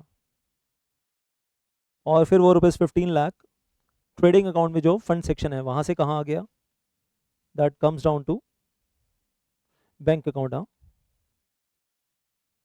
जहाँ पर बैंक अकाउंट है इसमें 15 लाख रुपए आ गए। अब मेरे पास हर जगह लिखने की जगह नहीं है, छोटा फॉन्ट करके लिखना पड़ रहा है मुझे, 15 lakhs in the small font. This is complete picture. Homework दे रहा था मैंने, क्लास वर्क में ही करवा दिया। चलो इस सेशन में एक लास्ट छोटा सा पॉइंट, इतना कुछ कर रहे हैं ये भी समझ लेते हैं। अब आपको वापस ले जा रहा हूँ प्राइमरी मार्केट, सेकेंडरी मार्केट की बातें हो गई बहुत सारी, अभी डिटेल में नहीं जा रहा हूँ बहुत ज़्यादा। लेकिन अभी आपके पास 4 पार्टीज दिख रही हैं। एक इशूअर कंपनी है जिसका आईपीओ आ रहा है, पब्लिक इशू आ रहा है, that is coming with the IPO, new shares issue कर रही है कंपनी। एनएसडीएल सीडीएसएल है, एनएसडीएल ले लो या सीडीएसएल ले लो, दोनों में से कोई एक है। उसका डिपॉजिटरी पार्टिसिपेंट है जो उसका एजेंट है, और नीचे वो लाखों इन्वेस्टर्स हैं जिनके डीमैट अकाउंट खुले हुए हैं। अब क्या होता है पब्लिक इशू के टाइम पे, जब पब्लिक इशू आता है तो सारे trading cum demat account holder, मतलब जितने भी है ना, जितने ब्रोकर्स हैं, सभी के पोर्टल पे वो दिखने लगता है। बैंक्स में भी आप जाना, कभी इंटरनेट बैंकिंग यूज़ करते हो तो उसमें भी एक जगह आसपा फैसिलिटी होती है और वहाँ पर वो नज़र आने लगता है सब। सो वेल आई से अभी उस डिटेल में नहीं जाऊँगा, आगे आईसीडीआर के चैप्टर में बताऊँगा। अब मोटा मोटा अभी सिर्फ इतना समझो, वो लाखों इन्वेस्टर्स क्या कर रहे हैं जिनका डीमैट अकाउंट खुला हुआ है ऑलरेडी, वो लोग एप्लीकेशन फाइल कर रहे हैं। और लाखों एप्लीकेशंस कौन रिसीव कर रहा है? Issuer company. अच्छा, इशूअर कंपनी खुद रिसीव नहीं करती, जैसे एलआईसी की बात कर रहे थे पिछले दिनों में, आपने देखा ना, एलआईसी की बात कर रहे थे, या रिलायंस की बात कर लो, तो इन्होंने क्या कर रखा होता है, एक आरटीए की सर्विस लेते हैं, रजिस्ट्रार ट्रांसफर एजेंट की सर्विस लेते हैं, और वो आरटीए प्रो रेटा अलॉटमेंट का काम देखता है। सो मर्चेंट बैंकर अपॉइंटेड होता है, मर्चेंट बैंकर होता है, आरटीए होता है, तो applications are being received by the merchant banker by the RTA. और मर्चेंट बैंकर को, अब बुक बिल्डिंग होता है आजकल तो ज़्यादातर, तो मर्चेंट बैंकर को एक नाम और भी देते हैं। क्या नाम देते हैं मालूम है किसी को? Merchant banker is called as book runner, या को बुक रनर बोलते हैं, lead book runner, lead manager, ये सारे नाम दिए जाते हैं। उनका काम होता है एप्लीकेशन रिसीव करना। ये लाखों एप्लीकेशंस आ गई, और इसको मैं यहाँ पर नाम दे देता हूँ ओवर सब्सक्रिप्शन। क्या नाम देता हूँ? ये क्या हो रहा है? Over subscription. प्रज्यूम कर रहा हूँ 43 लाख एप्लीकेंट्स हैं, 43 लाख अलॉटीज हैं, प्रज्यूम कर रहा हूँ। आप चाहो तो नंबर को कम ज़्यादा कर सकते हो। सो ओवर सब्सक्रिप्शन आ गया, और जब ओवर सब्सक्रिप्शन आता है, आपको मालूम है प्रो राटा अलॉटमेंट होता है, तो ये स्टेप 2 ओवर सब्सक्रिप्शन आ गया। स्टेप नंबर 1 में अकाउंट ओपन हो गया, स्टेप नंबर 1 में डीमैट अकाउंट ओपन हो गया, स्टेप नंबर 2 में ओवर सब्सक्रिप्शन आ गया पब्लिक इशू के टाइम पे at the time of IPO. Step number 3 में इशूअर कंपनी अलॉटमेंट देती है उन लाखों एप्लीकेंट्स को, और हो सकता है किसी को मिले किसी को ना मिले, ऐसा होता ही है। सो और बुक बिल्डिंग का अगर थोड़ा सा मालूम है, कट ऑफ प्राइस निकालते हैं, कट ऑफ प्राइस के नीचे जो रह गए अनसक्सेसफुल उनको अलॉटमेंट नहीं मिलेगी, जो कट ऑफ प्राइस के ऊपर हैं उनको अलॉटमेंट मिलेगी, you know that. So will now talking about this, तो issuer company makes allotment to the demat account holders, और इसको क्या बोलेंगे, pro rata allotment, pro rata allotment. Step number 3। Step number 4 most important जो ऊपर दिया गया है। Step number 4 most important, issuer company अपने रजिस्टर ऑफ मेंबर में लाखों अलॉटीज का नाम नहीं लिखेगी। इशूअर कंपनी अपने रजिस्टर मेंबर में सिर्फ 2 नाम लिखेगी, only 2 names, NSDL and CDSL, क्योंकि जो लाखों अलॉटीज हैं उनके डीमैट अकाउंट या तो NSDL के डीपी के पास हैं या तो CDSL के डीपी के पास हैं। तो इशूअर कंपनी अपने रजिस्टर मेंबर में, और ये लिखा हुआ है डिपॉजिटरी एक्ट 1996 में, इशूअर कंपनी अपने रजिस्टर मेंबर में सिर्फ 2 नाम लिखेगी, NSDL and CDSL, that's it. और लाखों अलॉटीज की लिस्ट बनाकर NSDL CDSL को दे दी जाएगी। और जितने भी एप्लीकेंट्स थे वो एप्लीकेशन के टाइम पे बता रहे हैं कि हमारा डीमैट अकाउंट NSDL के साथ है या हमारा डीमैट अकाउंट CDSL के साथ है, वो बताते हैं। एप्लीकेशन के टाइम पे बताना कंपलसरी होता है, अपना डीमैट अकाउंट नंबर देना होता है, तो वो डीमैट अकाउंट नंबर से पता चल जाता है कि वो NSDL के साथ है या CDSL के साथ है, तभी तो आपके डीमैट अकाउंट में अलॉटमेंट आएगी, तभी तो क्रेडिट होंगे ना शेयर्स। तो एप्लीकेशन के टाइम पे आपको बताना होता है, अपना डीमैट अकाउंट नंबर कंपलसरी है। सो नाउ व्हाट हैपेंस कि लाखों अलॉटीज को अलॉटमेंट मिल रही है और लिस्ट ऑफ अलॉटीज बनाकर NSDL CDSL को दे दी। अब एक लिस्ट की बजाय 2 लिस्ट बन जाएंगी, मतलब मान लो टोटल 43 लाख अलॉटीज हैं, तो इसमें से ब्रेकअप कर लो, प्रिज्यूम 23 लाख अलॉटीज के डीमैट अकाउंट CDSL के पास हैं, 20 लाख अलॉटीज के डीमैट अकाउंट NSDL के पास हैं। तो NSDL को लिस्ट आ गई 20 लाख अलॉटीज की, CDSL को लिस्ट आ गई 23 लाख अलॉटीज की, और ये लोग क्या करेंगे, NSDL CDSL उन अलॉटीज के डीमैट अकाउंट्स में उन शेयर्स को क्रेडिट कर देंगे। क्या NSDL CDSL ये सारा काम इतनी हेडेक फ्री में कर रहे हैं? No, they will charge the money from the issuer company. Issuer company और NSDL CDSL के बीच में रिटन एग्रीमेंट होगा कि NSDL CDSL are giving their services to the issuer company, और इशूअर कंपनी उन सर्विसेज के बदले में उनको पैसा दे रही है। और सिर्फ वन टाइम नहीं, पब्लिक इशू के टाइम पे दे रही है IPO, लेकिन एनुअली हर साल देना पड़ेगा। Issuer company shall pay annual payment to NSDL CDSL every year, क्योंकि वो आपको अपनी परमानेंट सर्विसेज दे रहे हैं हर साल, तो आपको एनुअल पेमेंट देनी पड़ेगी। तो NSDL CDSL कहाँ से कमाते हैं, कहाँ से पैसा कमाते हैं? इशूअर कंपनी से एनुअल चार्जेस लेते हैं। तो IPO के टाइम पे भी लेते हैं, बाद में भी लेते हैं। अब सुनो जरा ध्यान से, NSDL CDSL जब यहाँ पर ये शेयर्स क्रेडिट कर देंगे 43 लाख अलॉटीज के पास, और इन सब के पास जाएगी email, NSDL CDSL will send the email, और यहाँ जो RTA ये सारा काम कर रहा है वो भी ईमेल भेज रहा है। कंपनी का जो RTA है, मान लो के फिनटेक है, अगर मैं कंपनी मान लेता हूँ रिलायंस इंडस्ट्रीज लिमिटेड है, तो RTA का नाम है के फिनटेक, जो रिलायंस का काम देखता है। के फिनटेक कहाँ पर है? हैदराबाद में है। इसकी वेबसाइट नहीं दिखा रहा, अभी मैं आपको दिखाऊंगा। K fintech Hyderabad Reliance industries limited का RTA सारा काम देखता है। उसने प्रोराटा अलॉटमेंट की, प्रोराटा अलॉटमेंट का सारा काम किया, लिस्ट ऑफ अलॉटीज बनाई, लिस्ट ऑफ अलॉटीज बनाकर दे दी NSDL CDSL को, उन्होंने उठाकर आगे क्रेडिट कर दिया। अब जब क्रेडिट कर दिया, पब्लिक इशू क्लोज हो गया, प्राइमरी मार्केट का काम यहाँ खत्म, शेयर लिस्ट हो गए, कंपनी लिस्ट हो गई, शेयर लिस्ट हो गए। उसके बाद काम शुरू होगा सेकेंडरी मार्केट का। अब सेकेंडरी मार्केट में जाने से पहले एक स्टेप नंबर 5 यहाँ पढ़ लेते हैं। NSDL CDSL will maintain the record or the list of 43 lakh beneficial owners, and this list or this record is deemed to be register of members of issuer company, हमारे case में ABC limited. इसको मान लिया जाता है register of members under section 88 of companies act. Link कहाँ चला गया? कंपनीज एक्ट में, कंपनीज एक्ट 2013। तो कंपनी, हमने ऊपर बात की थी, कंपनी अपने रजिस्टर मेंबर में सिर्फ 2 नाम लिख रही है, NSDL CDSL। क्या वो कंपनी के मेंबर हैं? यस, कंपनी अपने रजिस्टर मेंबर में जिसका नाम लिख रही है वो तो मेंबर है ही। और ये जो 43 लाख बेनिफिशियल ओनर्स बोला गया इनको, बेनिफिशियल ओनर नाम दिया गया है, इनका रिकॉर्ड एनएसडीएल सीडीएसएल मेंटेन कर रहे हैं, क्या इनको भी कंपनी का मेंबर माना जाएगा? यस, क्योंकि ये जो लिस्ट मेंटेन हो रही है इसी को माना गया है, डीम्ड है, it is registered member of the company under section 88 of the companies act, and therefore these 43 lakh allottees जिनका नाम कंपनी ने अपने रजिस्टर्ड मेंबर में ऊपर नहीं लिखा था, लेकिन इनको भी कंपनी का मेंबर माना जाएगा, क्योंकि इनकी लिस्ट को लॉ मेकर ने प्रिज्यूम किया है कि ये कंपनी का रजिस्टर्ड मेंबर है, तो रजिस्टर्ड मेंबर है तो जिसका नाम है तो वो कंपनी का मेंबर माना जाएगा। अब एक चीज और, तो as per company law these people are also member of the company, ये लोग कंपनी के मेंबर्स हैं, क्लियर है। बेनिफिशियल ओनर नाम क्यों दिया है इनको, और ऊपर एनएसडीएल सीडीएसएल को रजिस्टर्ड ओनर नाम क्यों दिया है?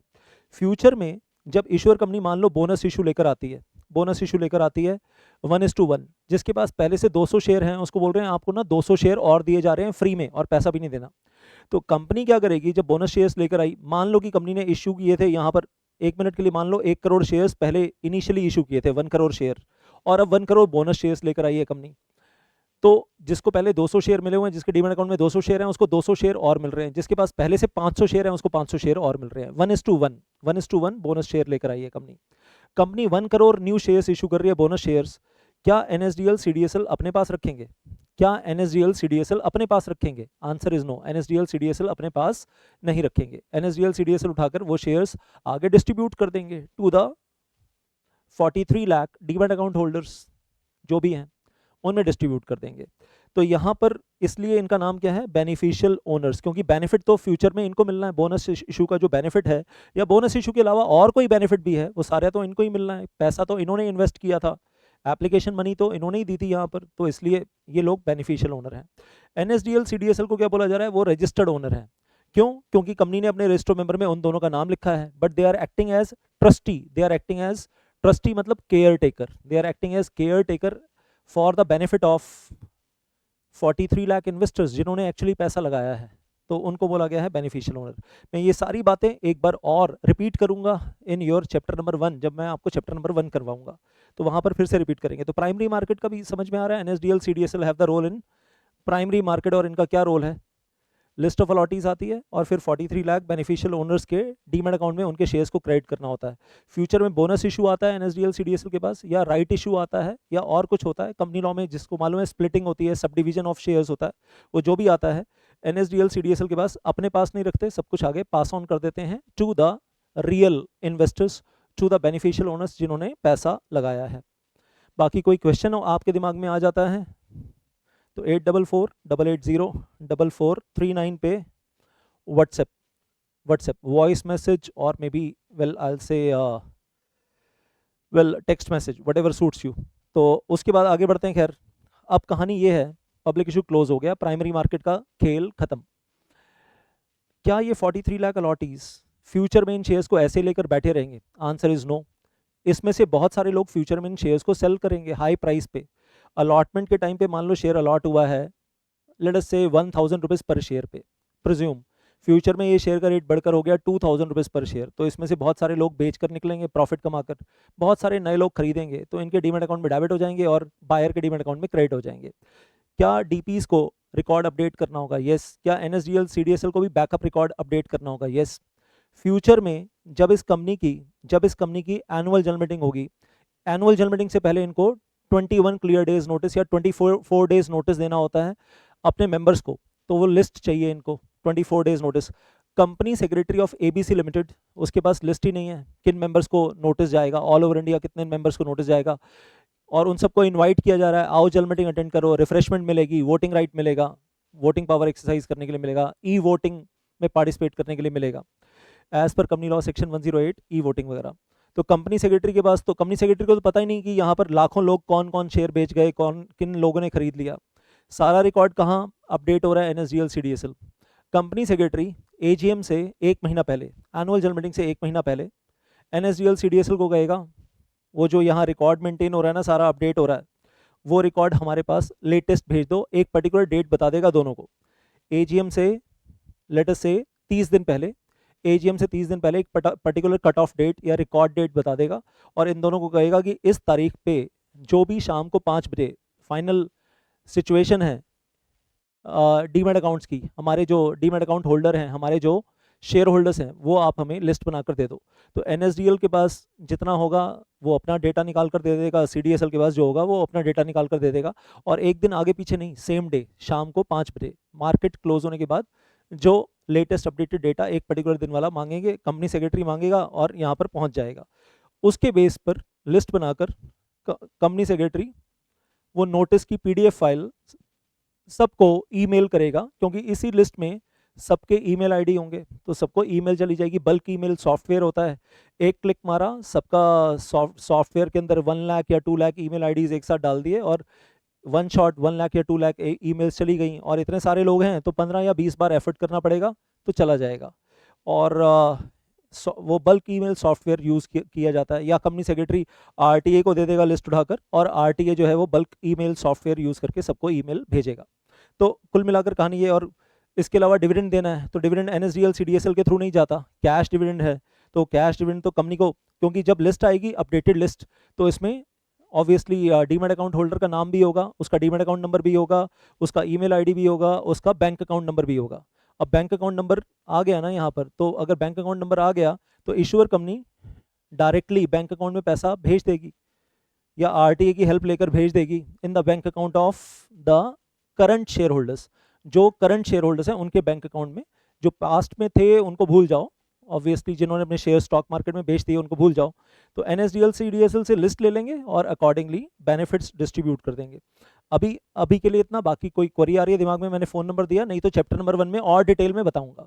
तो इस सेशन का जो पर्पज़ था कि मैं आपको समझा दूँ डीमैट अकाउंट के बारे में, ब्रोकर्स के बारे में, कनेक्टिविटी, हाँ वो 5-6 पार्टीज कैसे कनेक्टेड हैं, buyer, seller, NEAT platform, then CDSL NSDL का क्या रोल है, डीमैट अकाउंट का क्या रोल है, ट्रेडिंग अकाउंट का क्या रोल है, बैंक अकाउंट का क्या रोल है, वो सब कुछ समझाना था आपको, एक कलेक्टिव पिक्चर।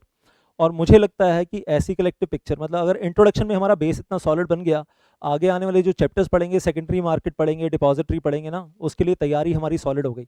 तो ये वीडियो तो मैं कहूँगा यूट्यूब पे पड़ा रहेगा सबके फ़ायदे के लिए, और हमारी ऐप में भी रहेगा। हमारी जो ऐप है, हमारी ऐप में भी demo lectures, free demo lectures में वहाँ पर भी रहेगा। आप बार बार देखो ताकि आपको कॉन्सेप्ट्स समझ में आ जाए, और फिर भी नहीं आ रहे, फ़ोन नंबर मैंने दे दिया आपको। तो इस सेशन में इतना। अगले सेशन में जब हम आगे बढ़ने जा रहे हैं, क्योंकि अब हम लोगों ने ये सब कुछ पढ़ लिया है, तो प्राइमरी मार्केट, सेकेंडरी मार्केट और ये सारी बातें हमारी हुई हैं, वैसे यही बातें आगे भी चलनी हैं।